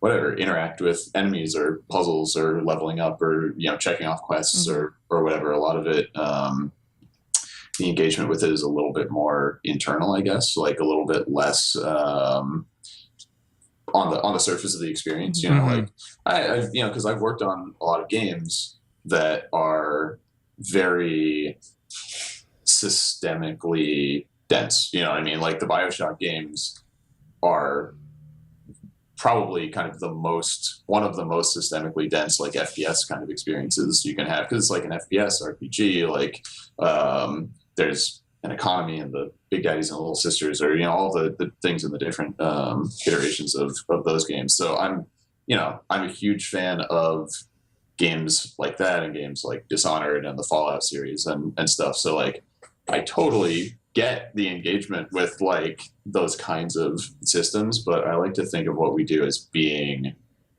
you know, additive, right? Like it's another kind of thing that games can do, as opposed to like in opposition to the breadth of like what we get to play. That's what confuses me about that feedback. Is it's like people take the existence of Gone Home, just one game you guys have made, as like a personal attack. And I wonder, do you think it's a backlash to the amount of praise that Gone Home received in the press? I think that I think that the prominence of it, I think is part of it. You know, like because I think there's plenty of games that are pushing into similar territory, or you know, exploring themes that games don't normally talk about or whatever. But we're fortunate to be able to say that Gone Home is one of the most kind of like visible of those, I think. So like you said, it's sort of a lightning rod. It's sort of like the example that is the easiest to point to. And you know, like we're grateful for that, because it means that the game is like well known, and that's good for us and everything. But it also becomes one of the main targets for, I guess, people that I don't know, for whatever reason. And I agree, I don't personally empathize with the mindset, feel like, oh, if it's something that I don't personally like, then it shouldn't exist, you know? It's like, I don't know, there's plenty of things that I don't personally like, and I just kind of ignore them and let them be over there. You know, but that's not the instinct for what you guys should do though, just to quiet the entire audience, is just like your next project, just like get a contract from Konami and just make like Contra 5. Just like the most like gamey ass game possible. Like, look at this, everybody. Now everyone has to shut up. Like that. Yeah. He's got the spread shot. He's got laser. What? No, sorry, you don't have to actually answer that. It's an interesting space to occupy, I suppose. Definitely. But we should probably get to some actual community feedback here. Yeah. Okay. Yeah. Yeah, I'm going to start with a question from our user called Batical. Says, "Hi, Steve. I'm a big fan of Gone Home, and it's been a huge inspiration for me starting my own small game project. Awesome. My question is, in regards to the project and design scope, you've stated many times that a lot of Gone Home's design decisions were made based on the limitations of your small team size, and that actually made some of the decisions easier to make. For Tacoma, now that you have a slightly larger team, has this changed much?" I think it has changed a little bit, yeah. And some of that has been expanding the team specifically to do stuff that we couldn't have done on Gone Home. I mean, for instance, we've, stuff that you guys have shown from the game has characters in it, right? And they're kind of abstracted characters in a lot of ways, but we have expanded our team to have an animator on it, and as you've seen and heard, we've got a crew of 6 on the station. So that's like a lot more voices in the game than Gone Home had. So having a slightly larger team has definitely allowed us to do a little bit more. But I think the real challenge is just the balancing act of saying, like, how do we take another step forward that's meaningful and that allows us to occupy new territory without just like going totally off into the weeds or expanding so much that you can't manage the project anymore or whatever. But to their question, I think that the most important thing with their own small project is like scope or the size of what you're making is only one aspect. The biggest thing for us on Gone Home was not just saying like, well, how big of a team do we have, but what kind of skills do we have on our team? And it was like, we had me, who was a FPS level designer and writer, and we had a programmer, and we had a 2D artist. And it's sort of like, okay, well, let's think about how we can make the best game we can that is about, an FPS level that has a lot of 2D art and writing in it, as opposed to like, well, so I would say, think about who you're working with, what they're best at, and how like that can be what your game is, I remember hearing the Campo Santo guys on the podcast Idle Thumbs. I think like after Gone Home came out, they're just like joking around about like, man, Steve made this look so easy. Like you leave 2K, you start up an indie studio, you work on it for what, year and a half, 2 years, release it, universal acclaim, move on to the next one. Like, do you guys pride yourself on like a tight production over there? Yeah, we I think that it's really, honestly, I think that it's one of the things I'm proudest of.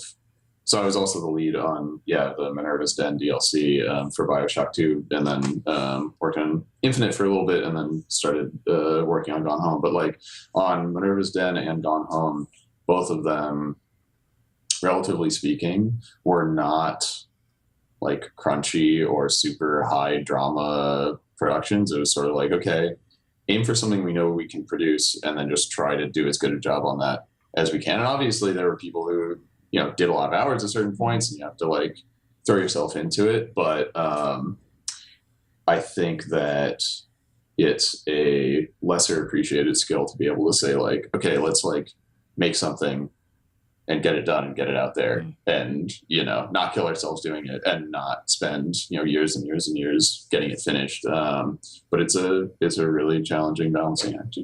Definitely. All right, this question we have is from Mort.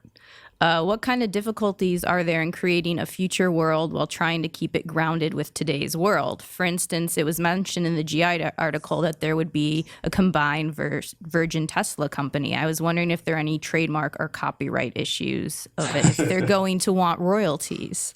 Like we were just talking about earlier.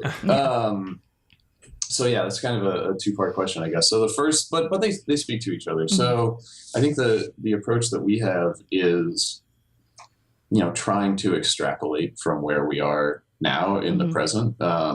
Just trying to be aware of and think of like, trends effectively that we say, well, if this is where we're at now, then let's assume maybe these trends continue, and maybe this thing that's happening now actually changes a lot in a way that, is unexpected. But I think that, wherever you end up, creating a speculative like future world that hopefully feels grounded and believable, I think comes from using our present as a base and kind of saying like, what do we think that might lead to? Can we basically draw a consistent line from where we are now to where the fiction ends up? And hopefully, at least if we can always do that, it means that it's like a plausible theoretical reality. Like, I mean, nobody is able to like predict like, okay, this is what it's actually going to be like, right? But if you could imagine that it could be, then that's what we're going for. And then oh, sorry. No, I was gonna say I talked about your crazy whiteboard in my story, the like speculative, like, oh, maybe this happened. Do you guys got anything crazy up there right now since I've been there? Not since you've been there, I guess. Though, the whole the idea of Google buying Greece, it seems like it's getting more and more plausible every day. Every day. Does this actually impact the game, or is it just for fun? Like you guys will think about, I bet this is going to happen in the future. We should write that down. It's something that's good to have to refer back to. I mean, I think that something that's really important about making a fictional universe is the feeling that it extends outside of the story that you're actually putting on screen, And so if we are able to say like, well, because the thing is, so we're the way that we come up with these, like, we have a bunch of ideas that are just kind of scattered about the broader fictional world. And they always come up when we're trying to answer a very specific question, where we're just sort of like, where did this character grow up, or why do they have this job they have, or, why are they into this thing or whatever. And we get into these really long discussions of like, well, maybe it's because this and this and this. And now we realize that in our fictional universe, this weird fact about the world is true. And so it doesn't have direct impact on like what we're doing at that point, but it's good to keep it written down so that in the future, if I'm just writing like an email or a news post or something between two characters, I can be like, oh, right. And that weird thing was true. And I'll just sort of like refer to it really vaguely as if it's something that everybody in this fictional world knows about. And for the viewer or for the player, I think it makes you feel like, wait, what?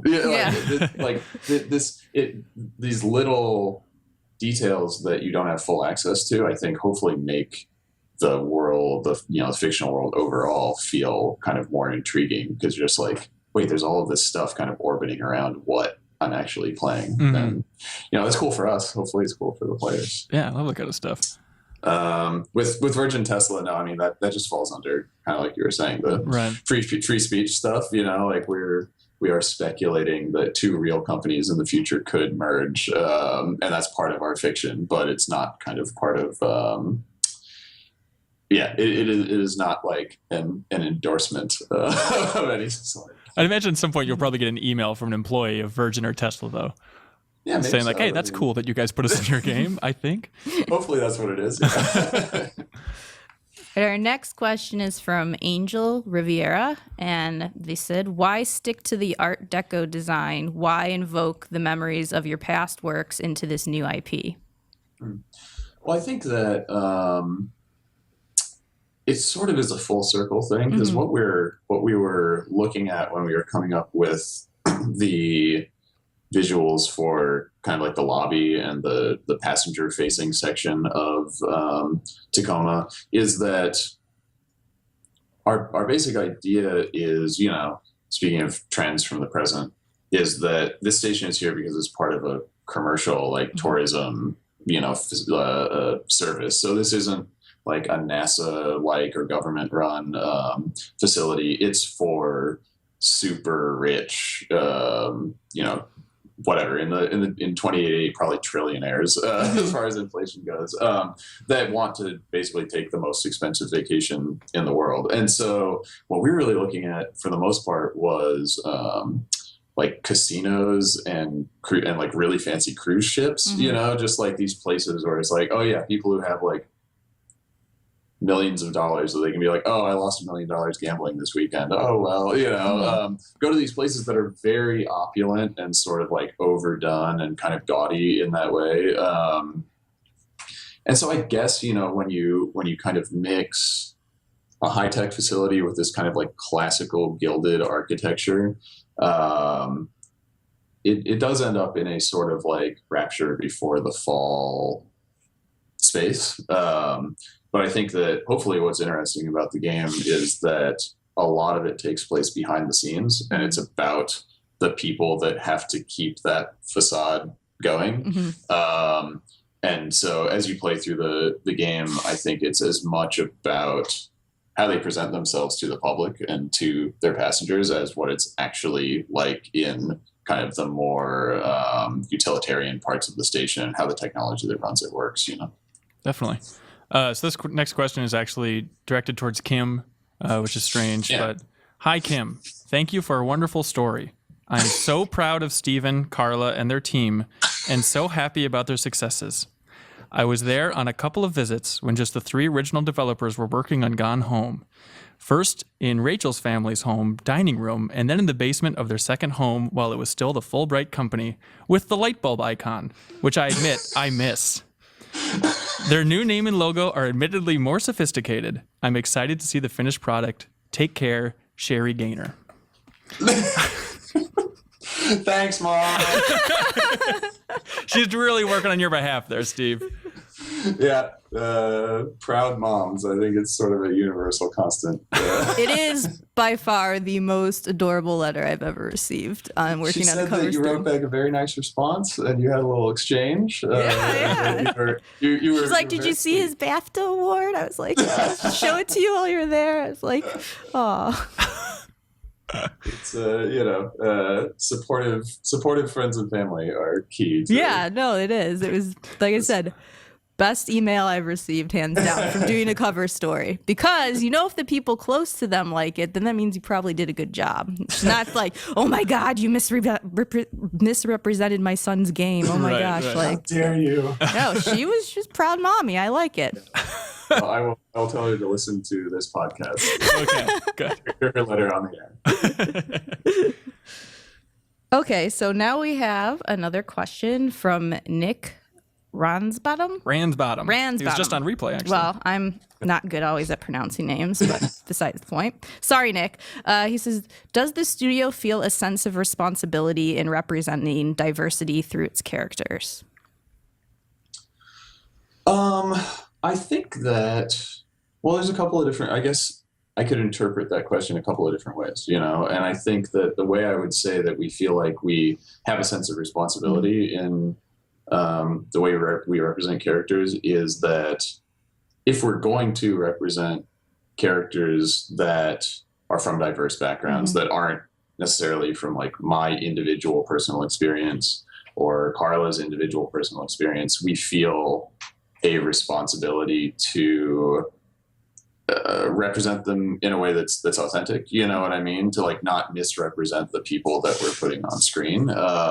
So from our point of view, I think we take the idea seriously of like whoever's experience we are putting in our games, we need to like, you know, do a good job of that and not just sort of like take that lightly and be like, oh, I'll just write this character, you know, like whatever, it's fine. So I think that, you know, research and reaching out to people that we do know who are closer to those characters' actual life experiences are really important to us. I guess the other interpretation of that question is maybe like, do we feel like we have an obligation to put diverse characters on screen? And I don't think that's where it comes from for us, as far as like, oh, we need, like, we have to do this. This is our like duty. I think we're just, as creators, I think we're just interested in putting more different kinds of people in our games and having the challenge of saying like, how do we like do a good job of putting all these different kinds of characters in our stories? So that really is more of just like, because it's what we're interested in, than because we feel like, oh, this is something we like have to do, you know? Right. Something I really appreciated checking out the game footage was, I think it's the character Evelyn, who's a little bit curvier than normal. And it's just like, it's such a small thing, but it's like, oh, that really stands out to actually have somewhat voluptuous woman in a game. And it's not like the constant topic of discussion. Yeah. I think that, you know, it's a win-win for us because we want to say like, there's a bunch of different people on this station that are, you know, different shapes, different backgrounds. They, you know, don't all fit the same physical mold. And that's interesting in and of itself. It's also a practical, useful thing for us because our characters are these, you know, abstract kind of single color figures that are really representing where the character is and how they're moving, as opposed to being like photorealistic or a representative image of them. And so it just helps players be able to tell the characters apart if they aren't all the same proportions. So it's sort of like, it's good fictionally because it's interesting, and it's good practically because it just like helps the player experience in other ways. So we're glad it's something that we can do, you know? Yeah, definitely. All right. The next question, I think this is what they're asking. Ames Cruz is asking, this game will be replayable to choose different story decision from the game, which I think they're asking if there's any replayability, if you can make any different choices. Well, I mean, so it isn't like, you know, like let's say The Walking Dead or like a Mass Effect game or something like that, where it's like, oh, I had a branching path, and you know, when I got to this story decision, I decided this character was going to live and this character was going to die or whatever. There's probably going to be more variance from playthrough to playthrough for different players than there was in Gone Home, but it's still much more about having the player agency to explore this place and kind of make your own interpretation of it in the way that they Gone Home was. But I think that doesn't mean that it doesn't have replayability in the sense of, I know of a lot of people who have played Gone Home more than once. Some who have played it through many times. And I have never heard of anyone who hasn't found something new on their next playthrough, something they missed or some connection that they hadn't realized before or whatever. So I think that's one of the strengths of the game really taking place so much in the interpretive space and kind of like in the player's perception of what's going on, is that you don't have to say, you know, I chose choice A instead of choice B for your experience to be different. You can say like, oh, last time I played, when I encountered this thing, I didn't even realize that significance that it had. But actually, that's really interesting. I wouldn't have known that if I didn't play it again.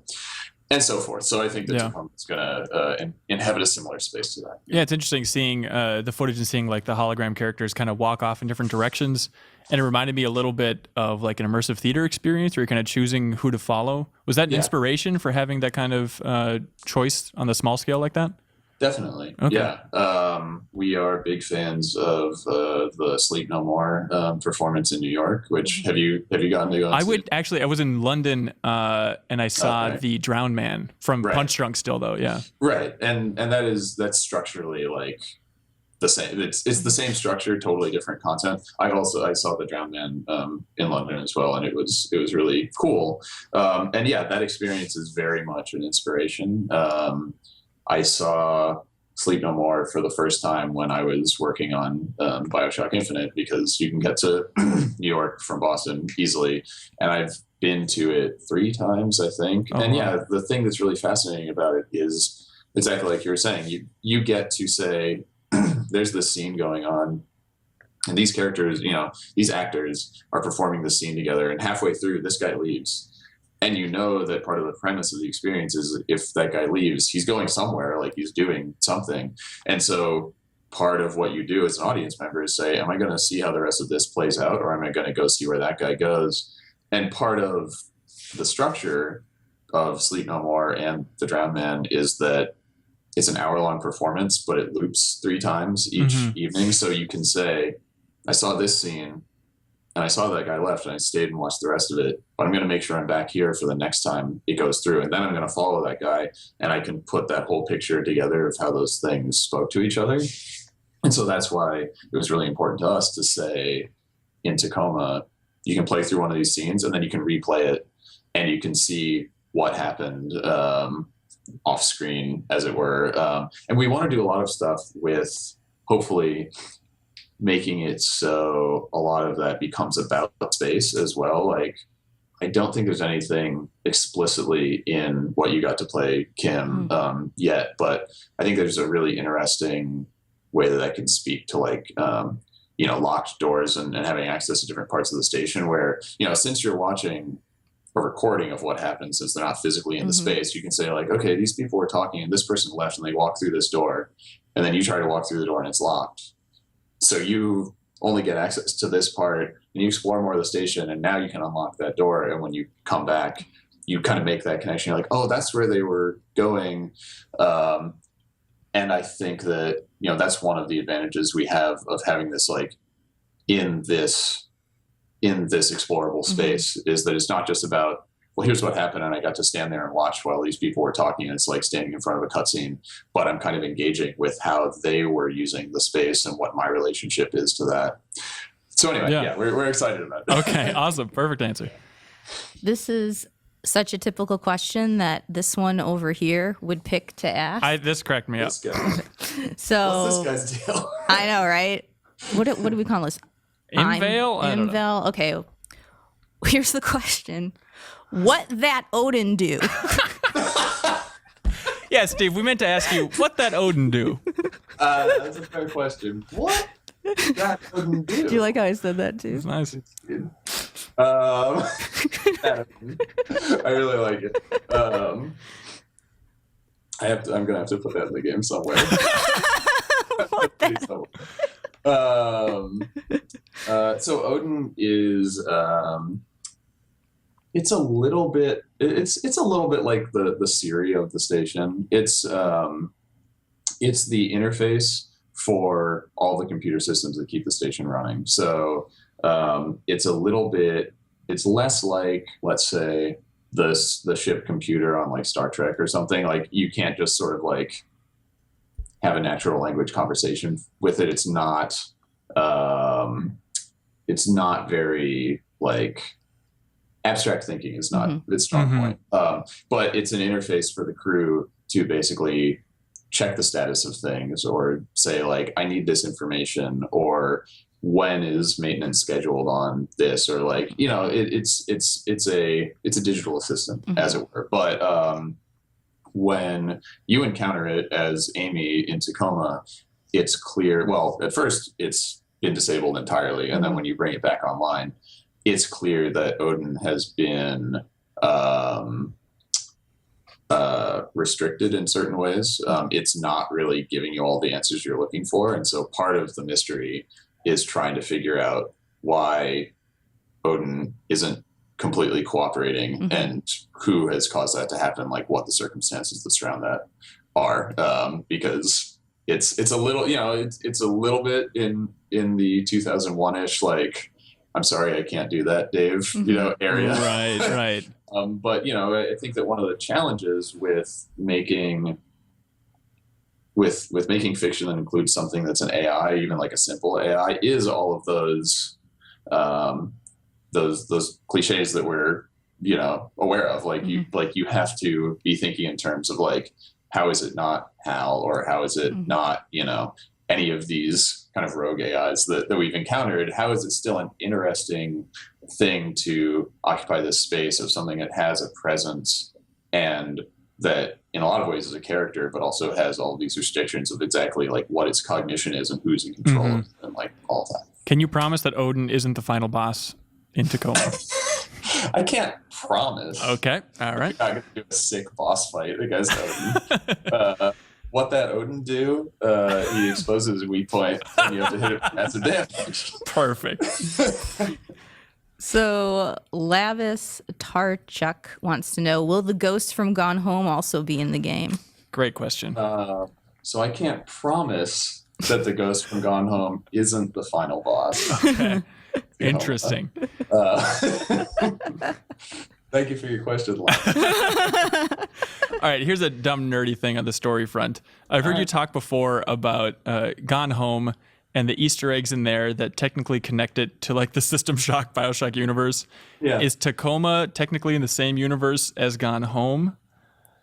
I think that would be something that would be interesting for your readers to discuss and speculate about. Okay, because that web is getting very complex. Because like Campo Santo included like the book from Gone Home and Firewatch, and all I'll say is that there may be some very light clues even in what's already out there that could fuel that discussion. So okay. I encourage people to see what they can put together. Interesting. So LA, the ambassador, says that they just downloaded Gone Home and they're very excited to play it for the first time. But before they start, they wanted to know, are there any specific things that you just felt didn't work in Gone Home and plan to do differently in this game? Okay, so I'm gonna mention one thing before I get to the specific question. Something that I think would be really interesting for someone who's never played Gone Home at all before is we put in a bunch of options when you start the game. When you click New Game, there's like a confirmation screen, and on there is a modifiers button, and that's how you can get to like the developer commentary. Turn on icons in the game that give you kind of behind the scenes info on different parts of the development. But also, we wanted to. I felt like one of the interesting things about Gone Home is that it can conceptually contain a lot of different experiences. Like when you're playing Gone Home, you're exploring this house and different parts of it are locked off, and you find ways to get into the locked off parts. So it is, kind of chunked into a rough linear order. And as you find objects, you hear audio diaries that are, kind of coming from this subjective space. And that's sort of the designed experience. But I feel like when we were making it, I felt like there was this potential to say like, that's cool, but what if you just want to like explore the house totally of your own volition, or you want to explore the house and totally just come to your own conclusions and not have somebody like telling you their impressions of it in your ear through the audio diaries or whatever. So when you go into the modifiers menu, there's a bunch of options you can choose, and one of them is start with all doors unlocked, so the house becomes totally nonlinear, and another one is disable audio diaries, so you just get no Sam voice. That sounds great. And I think something that would be really interesting is you can't really do it in backwards order. Like once you've already played through the game in its defaults, but if you've never played the game before, I think a really interesting player experience would be start with all doors unlocked, start with Sam's audio diaries turned off, and just find everything you can and see how much of the story you can put together purely from just like the artifacts. And then when you're like, I think I've seen everything, I think it's something like this and that, and this is kind of the conclusions I've come to, then go back through and start a game default and have Sam kind of fill in the gaps with the diary stuff. Because I never got to have any kind of end user, unspoiled experience in this. But I feel like if you've never played Gone Home before, try playing it in weird, just like empty house, no audio diary mode first, and then go back through and do a second run. It sounds a little bit more like a Her Story structure or something where it would be, yeah. It would be very much just sort of like it's the version of the game that has zero handholding in in terms of like the locked doors aren't guiding you through in a certain order. Sam's not saying, here's what really happened. You're just totally left on your own. So I think that would be interesting. But to the other question, is there stuff that we thought just didn't work in Gone Home that we want to do differently? I feel fortunate to be able to say that there's really not very much about the game that I regret or like wish. There's like, oh, if we could, if just this had been better or whatever. And I mean, that's something that's really rare to be able to say. Like, I mean, you work on games and there's always something that you wish you could have done better. And I mean, it's not like we couldn't always improve and there couldn't be stuff that like could be better in terms of like, I don't know. It'd be great if there was just like literally zero bugs in the game, or if it ran better, or like, if there were visual improvements, or, there's all sorts of stuff that like could be more refined, but I at least feel lucky that I don't feel like there's this part that I just really feel like I was totally dissatisfied with. And I wish, we could do that differently. But that said, I think that what we're trying to do with Tacoma is say that we don't want to just stay in our comfort zone and say like, well, just because we thought we're happy with how Gone Home turned out, we should just do that again. You know what I mean? So I think that our real motivation is to say like, we think we did a good job with the totally empty environment. What if we did have characters in there that you're sharing the space with, and what is our version of that? Like, how do we make that something that speaks to what we do, but that opens up a lot of new challenges for us? So I think the bigger question for us is just like, okay, how do we do a bunch of stuff we haven't done before, and also hopefully do that in a way that we're actually satisfied with, Sure. I don't know if this is, maybe that's not the most satisfying. No, I think it's fine. Well, I mean, kind of tied to the first part of your explanation, do you think it's going to be less handholdy and less, it's tough to call Gone Home linear, but less linear than that experience? I mean, I think that our goal with Gone Home was to be as hands-off as we could while still maintaining a story structure that you could actually follow. You know what I mean? Like, because we didn't want to say like, okay, you have to pick up every audio diary in order and go in this room, then this room, and like just draw you a line through the house. But on the other hand, we wanted to say like, basically act 2 of the story is locked off until you've had a chance to unlock, to like explore all of Act 1, so that you don't just accidentally say, oh, I went right instead of left, so I just randomly wandered into the end of the story by accident and had no idea what was happening.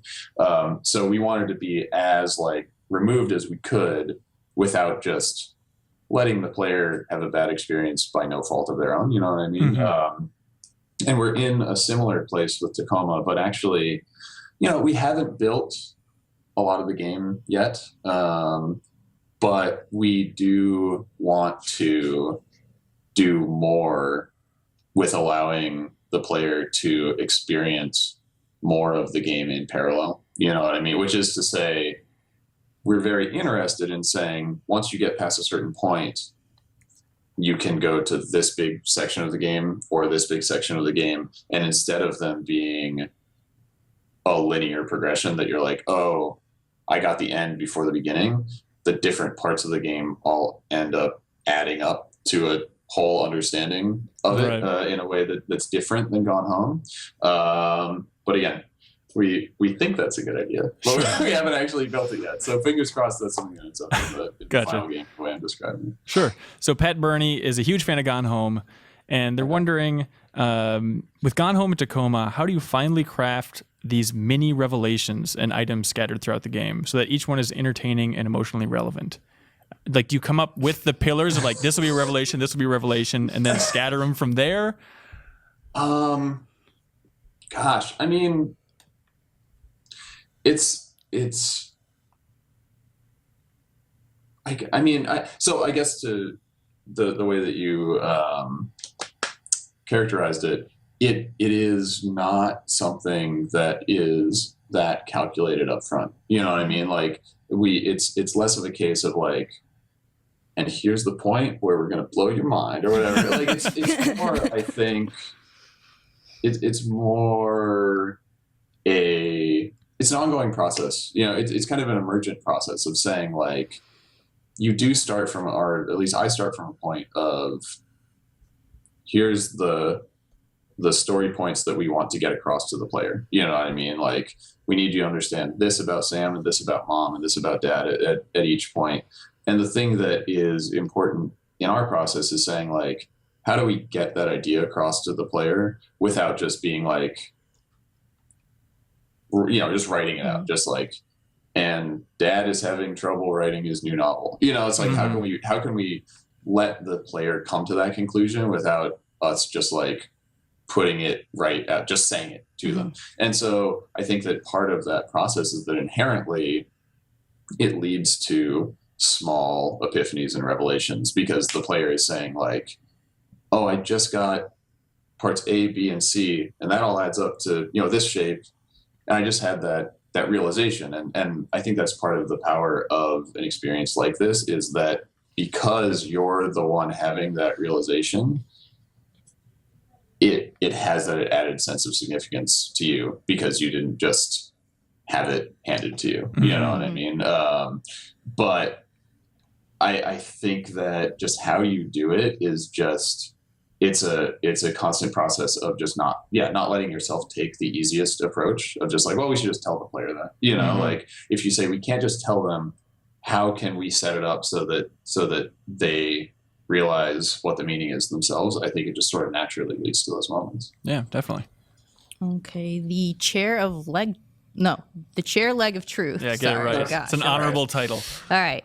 I actually really like the tough one, because we started off with someone whose name was Badical, which is a tough act to follow for all of the other question writers. But yeah, actually, the leg of truth is good. Yeah, I really like this question. Actually, the licensed Riot Girl music in Gone Home was perfect, but I'm assuming there isn't a lot of feminist punk rock on the average space station. How has Fullbright approached Tacoma's score? What kind of atmosphere is Fullbright going for with Tacoma's score?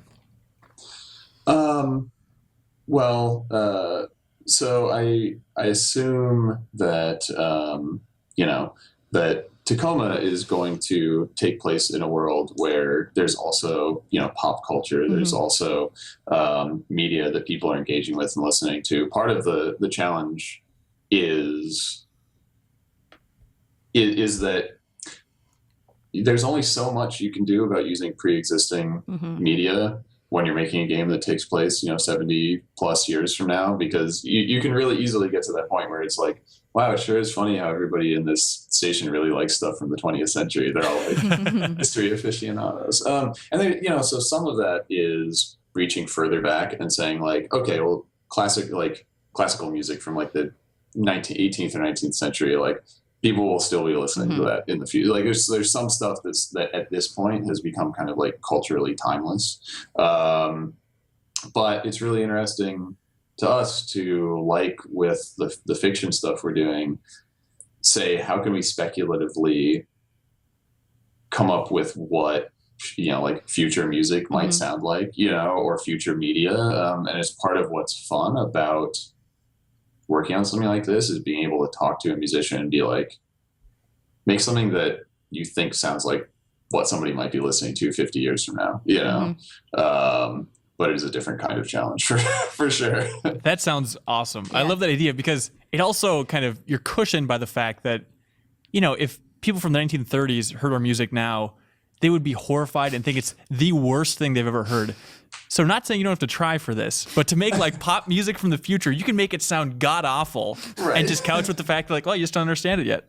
Yeah, I two points of reference I really liked. There was the scene in Children of Men where Michael Caine is like the old guy that lives in the house. And there's some point where the main character goes and he's hanging out at his house and Michael Caine just turns on some music and it's like the most noisy, like atonal thrash music. Like it's just like, okay, they're saying that that's this guy's generation's future music, Yeah. and like it's jarring to us, and it was jarring to the protagonist of the movie because it just presumably wasn't the kind of music he listened to.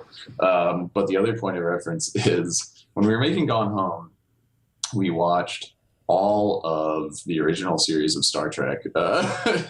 For Gone Home? Just like in the evenings, it was something we did. Like we would work on the game all day and then sit around in our living room and watch old episodes of Star Trek. And then we watched the first 6 seasons of Next Generation. And we started it on Deep Space Nine, but we didn't finish it. But And you still had a tight production for Gone Home with all that Star Trek crammed in there. Something, after hours. Okay. But there was this quote that I read because we were like looking up stuff like on the wiki, for Star Trek, just finding out like stuff about the production of the series and how the episodes were made. And I was reading about, if you've ever watched original series Star Trek, they did a lot with like a lot of the sets like inside of space stations or spaceships or whatever were just painted white, and then they would use crazy colored fill lights to make them like pink and orange and green and stuff. And I was reading this anecdote about how, somebody on staff was like basically complaining about how the colors were too ridiculous looking or something. And the production designer was like, hey, it takes place in the future. Nobody knows what it's going to look like. They haven't been there yet. You can make it look like whatever you want. Perfect. And I thought that was a really interesting perspective of just saying like, nobody can tell you what that's going, what the future is going to look like or sound like. And so it gives you a lot of freedom to make it be what you want it to be, within reason. Right. Not that it's directly related, but do you think that if you wouldn't have watched all those Star Trek episodes during Gone Home's production, Tacoma would still take place in space? Like it must have been somewhere in the back of your minds, right? Yeah, I hadn't made that connection. Let's say that's why. Okay. I'm officially saying that is why. Okay. The Star Trek fan game Tacoma. Perfect. Okay, so Indigo Grimm wants to know, are there any areas in the game with Earth-like gravity, or is it all space walk 0G? As cool as 0G is, I really like the satisfying whack sound of things I've thrown hitting the ground and gone home. So are they going to have the... Huh. So the whack sound effect in Gone Home, just as an aside, there's actually video of us recording this. That sound effect was us taking an avocado and thumping it on a concrete floor and recording it. For every object?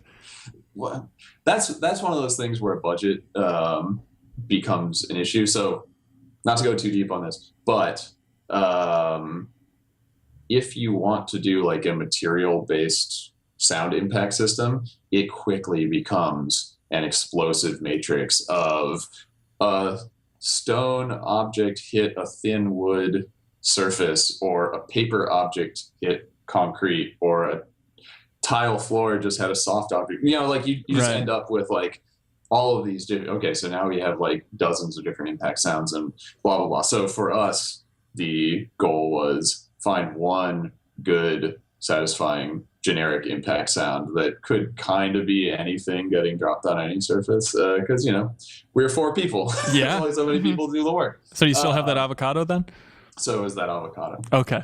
But for Tacoma, are you doing the same for strategy? Tacoma, we're working with a sound designer that Kim got to talk to when she came to visit the office. Patrick Balthrop, who was the audio director of BioShock Infinite and one of the sound designers on BioShock 1. So Jesus. I worked with him in Boston, and he runs his own thing now. So he's helping us out with that. So we have a professional sound designer on this game, and he's fantastic. So I'm not promising a more complex set of impact sounds for Tacoma. In fact, in a lot of ways, so this is not what the person was asking about at all. In a lot of ways, it makes a lot more sense to have a more generic set of impact sounds in a game like Tacoma, because unlike Earth gravity, you release something and it just goes at a constant rate minus the drag from the air until it runs into something. And so there's a lot more, it kind of makes a lot more sense for just sort of things to like softly bump off of each other and just like, doom, So right now we only have one impact sound in the game. Maybe there will be more. Okay. Maybe we'll have deluxe impact sounds, but I'm not Holy cow. entirely sure. The station does not currently have any sections that are Earth gravity. It's not built in like a ring, concentric force or centrifugal force construction. We wanted to give ourselves the challenge of saying, okay, the entire game is in 0G. And what does that mean? Like the player does have magnetic boots, and you can walk on surfaces that have been magnetized, so that you have that sort of terrestrial navigation concept to start from. But we wanted to say, if we make a game that takes place on a space station, but it's just a full gravity environment. It's just Gone Home, but the house looks like a space station. Like, that's not really exciting for us. And we wanted to say, like, okay, what if there's no bullshit? There's no like, sometimes there's gravity. It's just like, this whole game takes place in a 0G environment. What does that mean? And for us to have to sign up for that and just be like, nope, that's always true. You got to deal with it. Like, you can't say like, well, maybe this part it's like, no, this is the way that these people have to live their lives, and that's what our game has to be about. That was kind of the challenge we wanted to put in front of ourselves. Yeah, definitely. But for Indigo Grim, just like as a pre-order bonus type thing, he could just have an avocado sitting on his desk, and he could just drop it and time it perfectly when he's playing Tacoma and kind of relive that thwack. I recommend that. Okay, and great. It softens up the avocado to make guacamole out of afterwards. There we go. There we go. It's a win-win. Yeah. All right, a couple of rapid-fire miscellaneous questions for you. Okay. Is Tacoma ever coming out on PS4? I mean, I guess we'll have we're going to launch on PC and Xbox One, and then it really kind of depends on how that goes. I guess we'll see what happens after our initial. Did you sign paperwork that not allows you to say whether or not it's coming out on PS4? No. Okay. But I mean, honestly speaking, it's like, okay, we're making a PC game and we're concentrating on one console platform. Because, we're a larger team now, but we're still a very small team. And it's great to be able to say, like, okay, we're focusing on these. We're going to have a great launch on those. We're going to get past that. And then we have some time to figure out what happens after that point. Gotcha. A lot of people are wondering about the deal with Midnight City and Majesco for Gone Home on consoles. That was announced a while ago. And then Midnight City went down, and it seems like Gone Home on consoles are kind of lost in the crossfire. Yeah, I mean,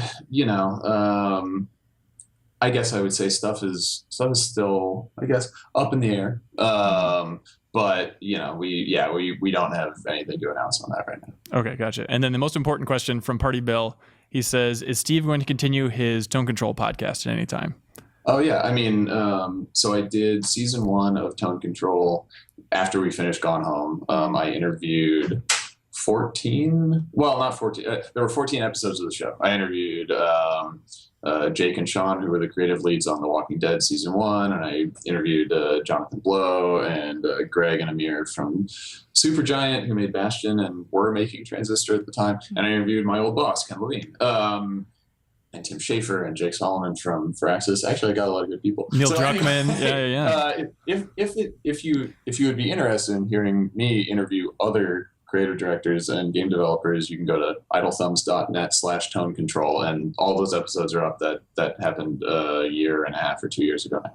So anyway, yes, I'm going to do season 2 of Tone Control, and I'm planning to do it when we're finishing Tacoma, when I have more time to travel around and do that kind of stuff, because I only do them in person. So I have to be in the same place as people to do the interviews, but after you ship a game is a great time to kind of bounce around to different events and talk to people about their process. So yeah, it's also, I'd imagine it's creatively energizing too, to talk to some of these legends from the industry, but how the hell do you do this?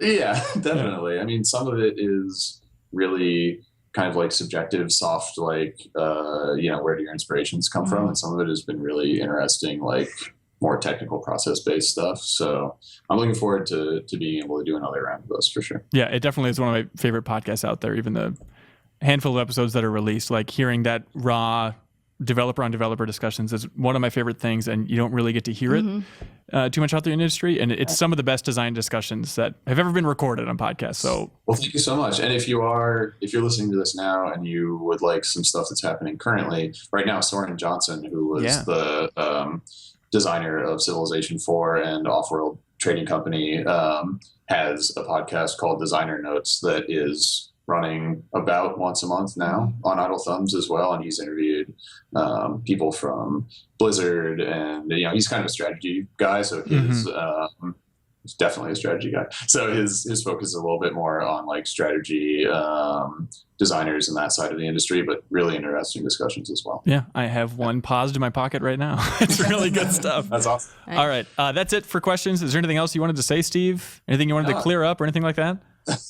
No, thank you again for having me on the podcast, and thank you everybody for writing in questions. It was very badical in my humble opinion. No, it's been a lot of fun. So thanks for having me. Cool. Yeah, and thanks for letting us visit your studio a little while ago. And lots of fun. Yeah, best of luck finishing the game, man. Yeah, and we'll look forward to the rest of the stuff you guys have planned for the rest of the month on Game Informer. Yeah, definitely. Cool. All right. Well, thank you so much for listening to this interview and for watching or listening to the entire Game Informer show. And we'll see you next week. Bye. Bye.